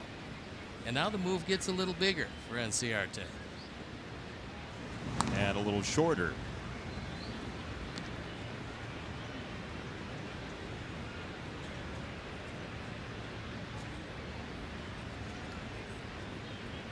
A lot of base runners will tip their intentions at first base, and sometimes it's different hand position on their knees. That one trickles foul, but more times than not, if you take a look at a base runner and key on him, when he's going, he's going to turn out his front foot, and that's the right foot. There you look at some pretty good numbers, but if base runners do tip, that's something that leads to a lot of pitch outs.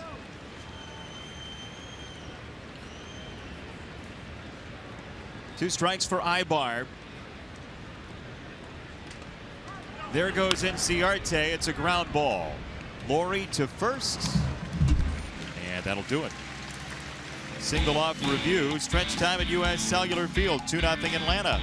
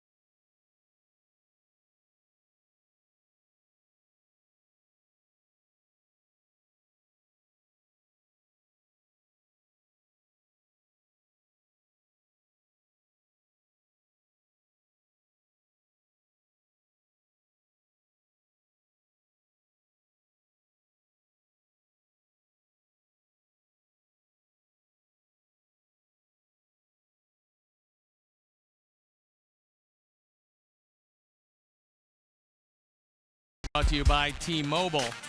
Let's take a look at Todd Frazier and where he stands in home runs before the All-Star break in White Sox history. Frank Thomas with a robust 32 of them. Then Jim Thome, Jose Abreu, Frank Thomas once again, Dick Allen, and then Todd Frazier with his 25, tying him with Adam Dunn and Jermaine Dye. Frazier will set sail for the Derby again. This is from last season. He made it all the way to the finals. He beat Prince Fielder in the first round. He beat Josh Donaldson in the second round. A little English for that one. And then in the finals, Frazier over Donaldson again, Jock Peterson, I should say again, to finish off the home run derby. Frazier did not have the longest home run in any round, but he did win the home run derby as he did beat Donaldson in the final. Peterson was finished off by Albert Pujols. Home run derby matchups for this year: Trumbo versus Seager, Frazier versus Gonzalez. And Todd, if he wins that first round, will get either Duvall or Myers in the second round.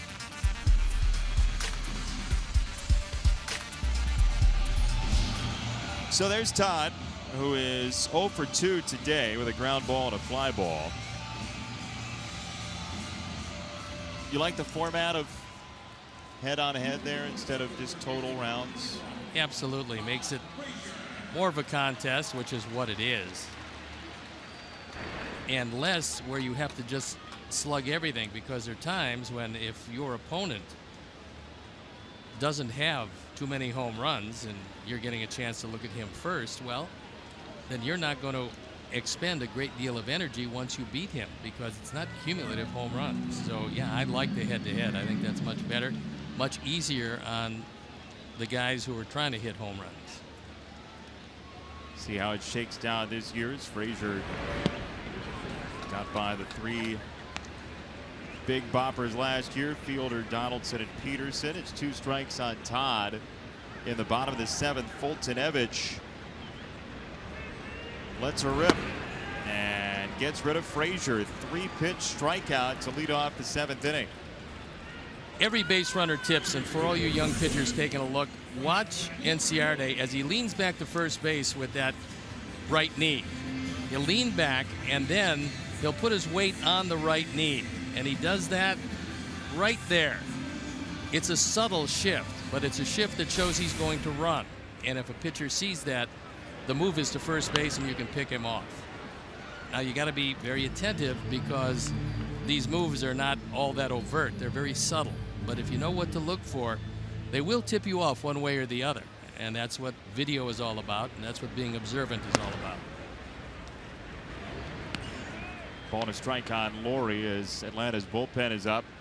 Alvarez and Withrow. We've seen Withrow, not Alvarez. Alvarez is a big strikeout pitcher.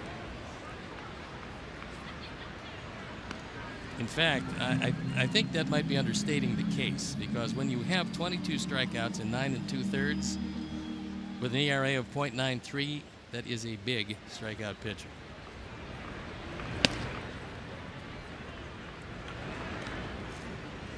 Well, there are some arms in that bullpen too. I mean, the other night we saw Cabrera come out of there throwing at 102, 103. There's no doubt the arms are great.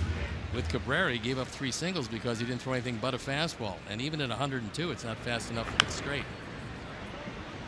And then Roger McDowell, their fine pitching coach, longtime Major League pitcher, came out, suggested to him that he did throw a slider or 2. You have one. It was, in his case, combination slider and curveball, and he got a double play.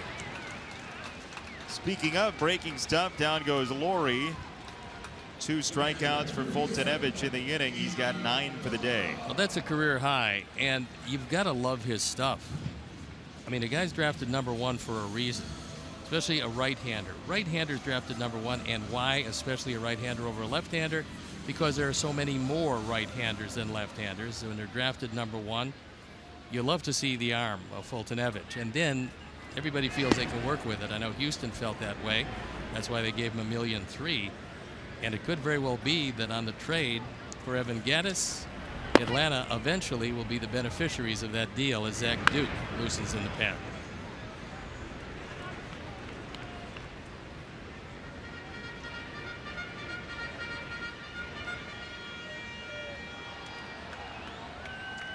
See if Duke comes out for the 8th. Shields has gotten him through 7.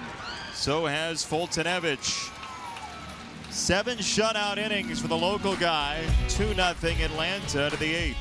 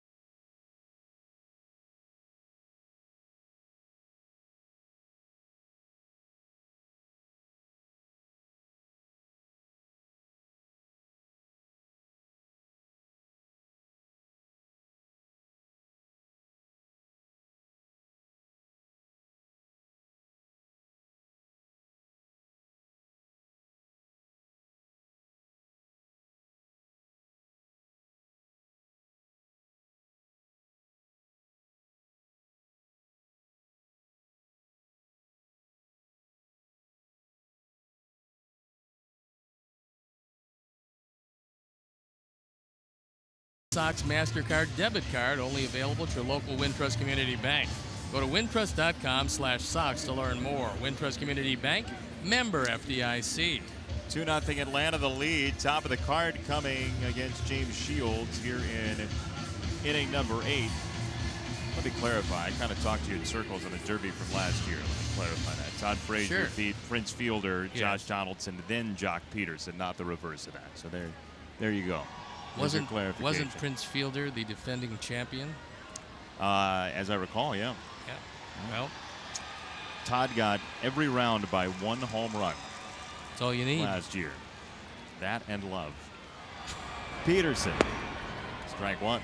By the way, every day, and we do spend a lot of time going out to lunch and occasionally dinner, you ask me, is Derek Jeter going to get married? I mean, that's like an everyday thing.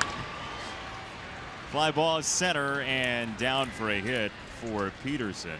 It was Prince Fielder that won in 2012. Cespedes 13 and 14. Yeah. Well, the answer is yes. Derek Jeter did get married. Thank you for that update. Were you invited?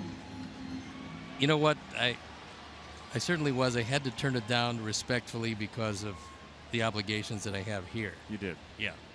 At least you did it respectfully. Yeah. 1 on, nobody out for d'Arnaud. And the gift I'm going to send him is you. I don't know how much of a gift that is. I wasn't on the registry.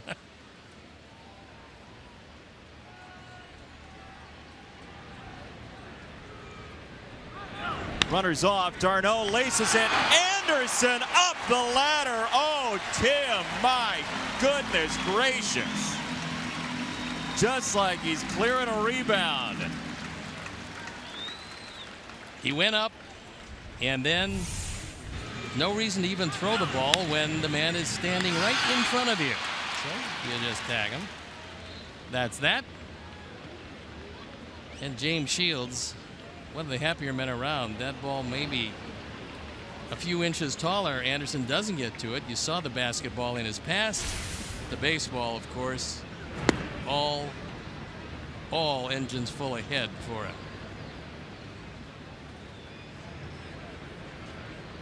What a play. 1-1 for Freeman, who walked in the 6th. And a wise choice on the hit and run. I mean, you're looking for an extra run. You might as well try it. You think d'Arnaud's going to make some contact. He does, but he lines it right at Anderson. Outside 2-1. Normally on the hit and run, you'd prefer, if you had your druthers, the ball to be on the ground. You would, but you just want to make contact, and hopefully it's on the ground. Freeman, another launch to left field, and this one finds its way foul. Happily, that one slices foul.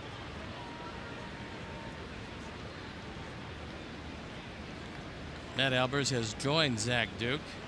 We talked to you yesterday as Nate Jones went to get the save in an extended save opportunity because David Robertson is not available. This is up the gap in right center. Shuck is over. Freeman hightails it to second. He has a 2-out double here in the 8th. And that most likely is going to be it because Markakis coming up. That will undoubtedly bring Zach Duke in the game. With Freeman at second base, 2 hits this inning and a line drive producing the 2 outs. So James Shields throwing it well, but departs Zach Duke. Sprinting in from the pen. We'll step out and be back after these messages.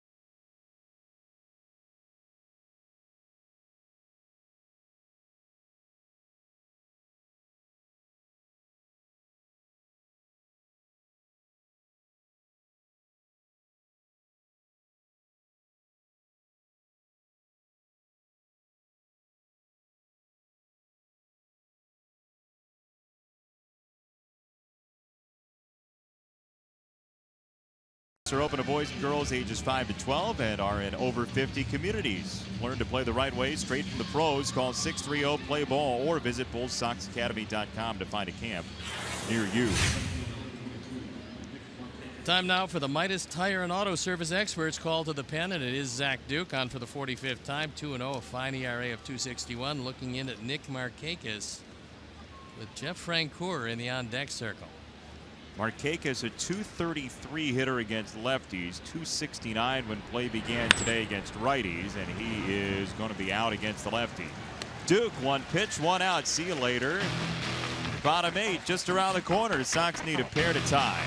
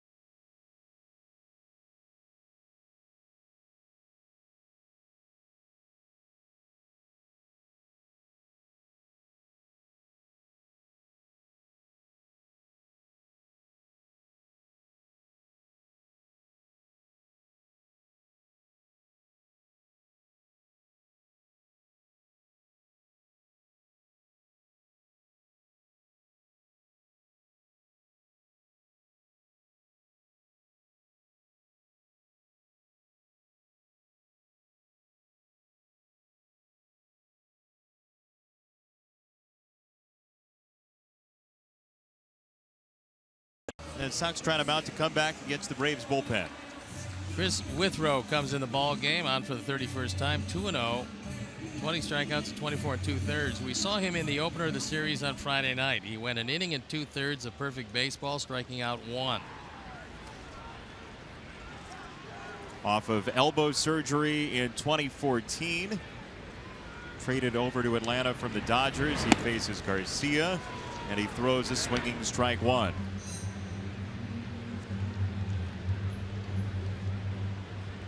Withrow, also a former #1 draft pick, got $1,350,000, the 20th pick overall in 2007 with the Dodgers.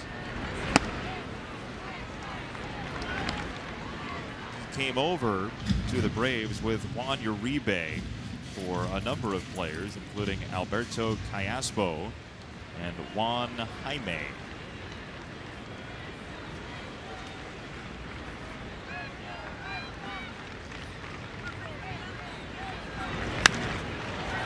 Long fly ball right field for Garcia. Markakis back at the wall, and Markakis brings it in.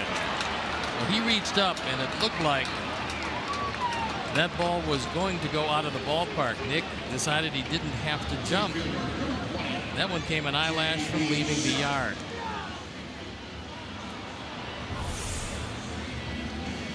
He's measuring it all the way, and he pulls it back. That would have been a home run. But Markakis needed all 6'1" of his height to be able to catch that one.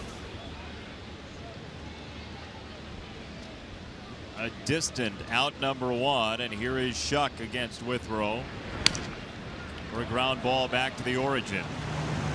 2 out on 3 pitches.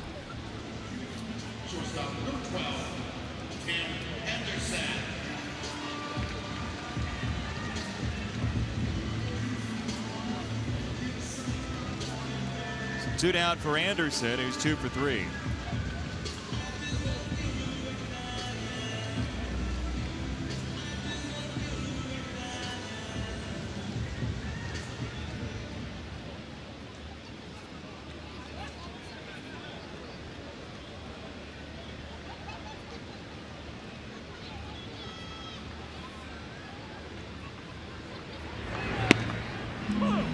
Strike 1 for Anderson.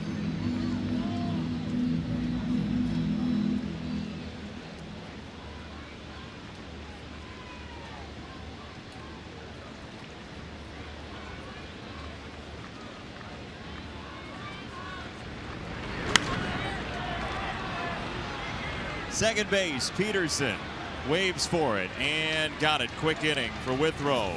Goes 1, 2, 3. We'll go to the 9th, 2-0 Atlanta.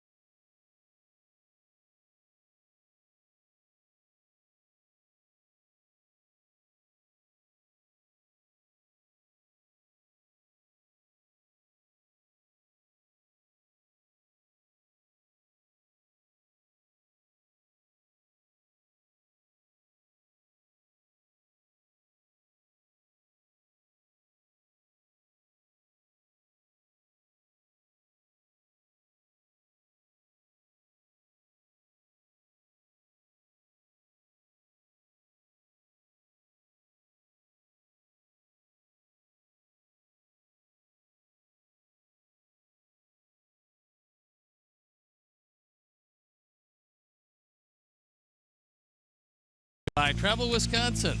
Plan your fun today at travelwisconsin.com. And it's the road trip right after the break. It's 3 with the Angels, 3 with the Mariners, and then back home.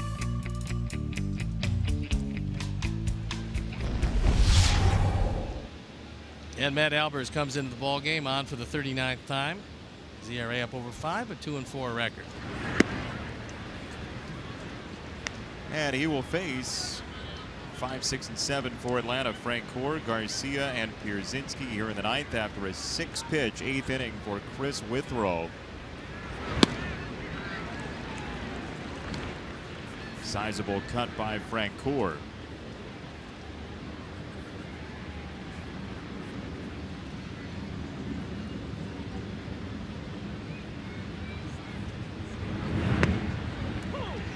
One and two.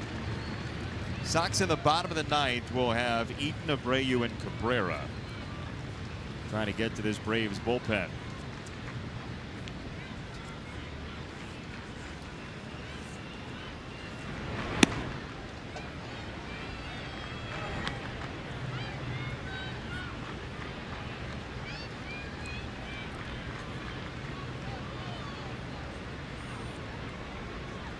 Two balls, 2 strikes. Line left side and foul. Well, James Shields today 7 2/3, 6 hits, 2 runs, both on solo homers. He threw the ball very well and went into the 8th inning, but he just got out pitched by Fultonevich, the local product. 7 innings, 10 strikeouts, a career high, no walks. Shattered bat. Frazier gets rid of Francoeur, 1 away.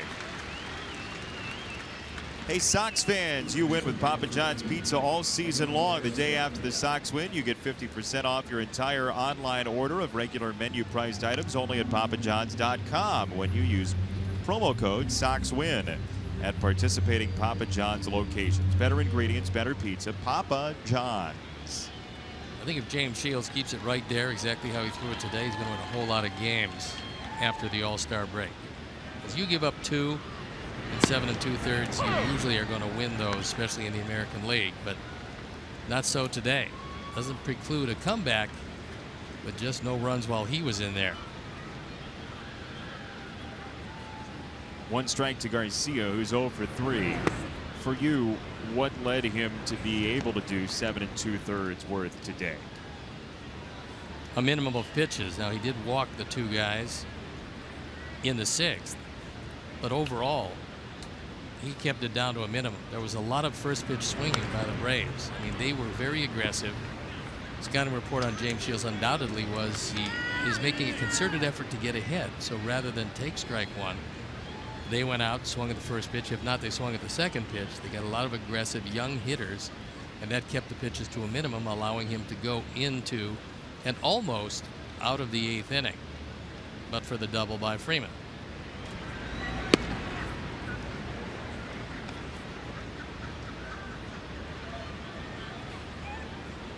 Well, Sox were 33 and 36. They've won 12 of their last 18.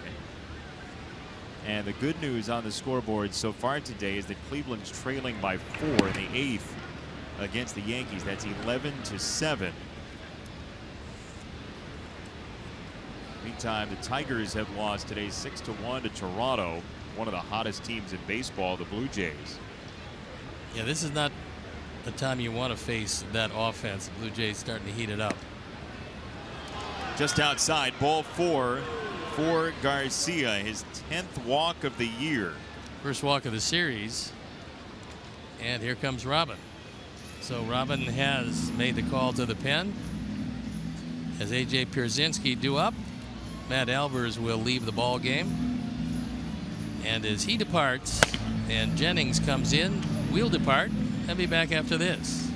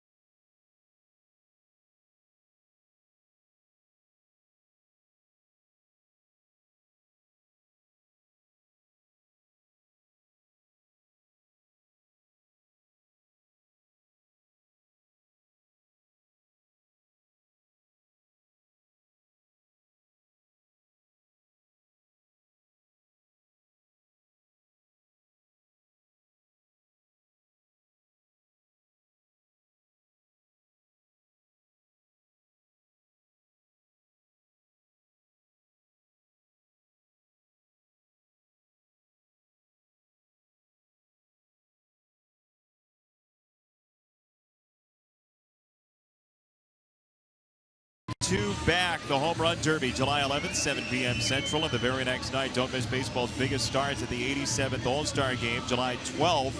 Coverage begins at 6:30 p.m. Central Time. Time now for our Midas Tire and Auto Service experts call to the pen. And that is Dan Jennings. Jennings out for the 32nd time. The appearance is now starting to mount up, as has the effectiveness. 3-1, ERA 167. He's going to look in at A.J. Pierzynski. A.J. having to go the distance. They only have emergency catchers. Tyler Flowers hurt his hand yesterday, came out of the ball game. And A.J. with a hit today and a couple of hard hit balls. We were initially told a hamstring injury for Flowers yesterday. It was the hand that he hurt at some point during the first couple innings yesterday. Dan Jennings has thrown the ball outstandingly well. His last 16 1/3, he's given up just 1 earned run.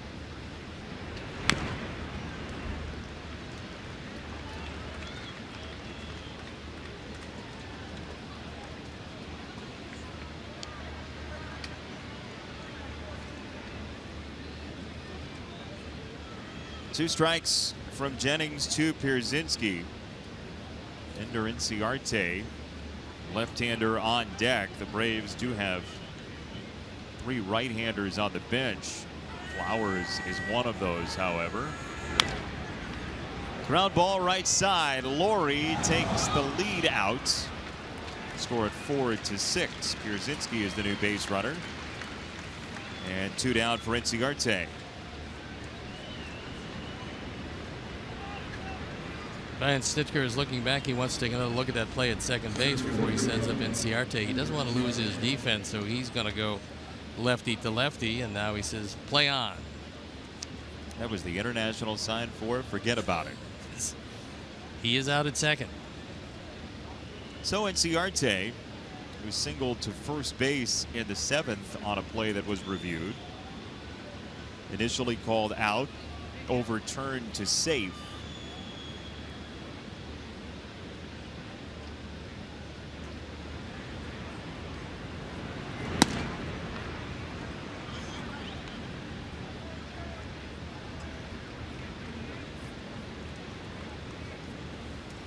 Sox at 45-42.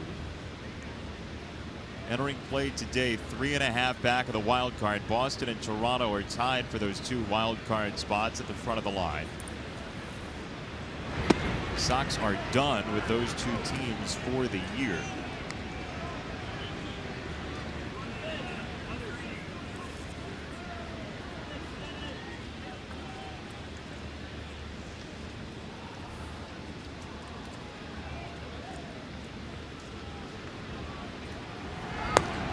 Three balls, no strikes, and Inciarte with Ibar scheduled next.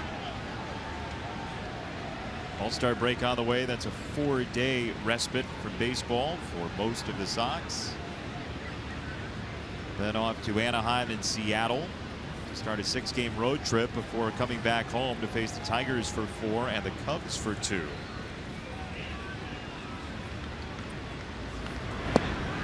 Three and 1. Todd Frazier will be at the Home Run Derby tomorrow night, 7 o'clock Central Time. First Sox player in the Home Run Derby since 2006. Anderson heads it off at the pass and finishes the top of the 9th. Pierzynski is out, and the Sox will go with the 2, 3, and 4 hitters. Eaton, Abreu, Cabrera coming up.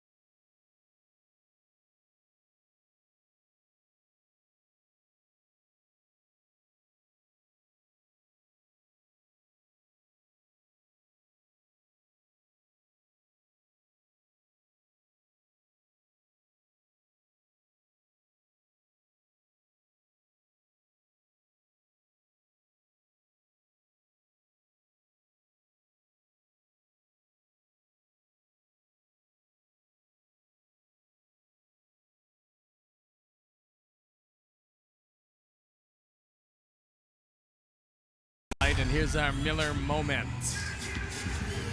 Jeff Francoeur takes a hanging breaking ball early in the ball game. This in the second makes it 1-0. And then Jace Peterson leads off the third, leads off the scoring in the third with his home run, and that a blast. And that's it. That's been all the scoring.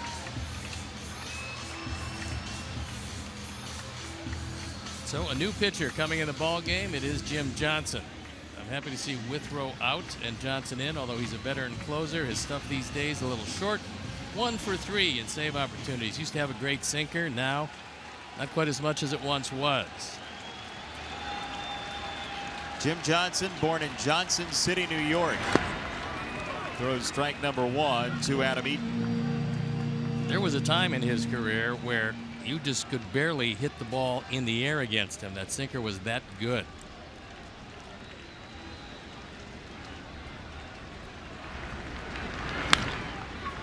On the ground, second base, bobble for Peterson. Eaton is out.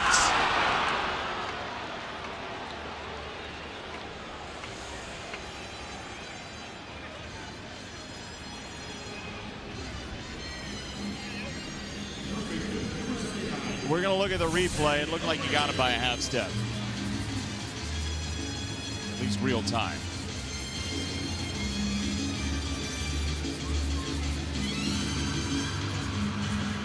Well, if Adam is really going down the line, he beats this play easily. He wasn't when he didn't. So 1 out. Abreu coming up.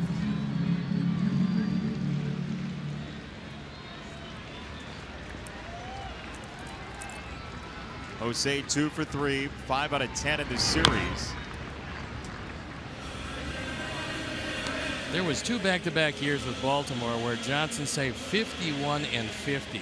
ERAs 249 and 294 in 71 and 74 appearances respectively. He was one of the dominant closers in all of baseball.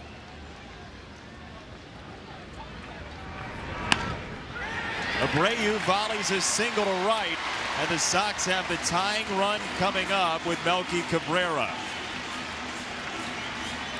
Here's your update on the picks to click for today. Still pending, however. Anderson 2 out of 4, Melky 0 for 3, Abreu 3 for 4. The Crews got the lead so far, but Cabrera and Frazier will have something to say before this game is over. Well, the only one thing can save it for Melky. He's got to tie it up. Well, Abreu, a good sign with 3 hits.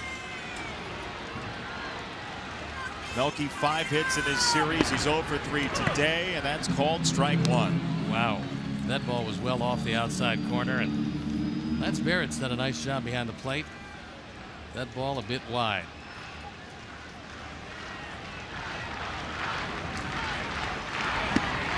Now 0-2 on Melky Cabrera. Melky a very strong eye.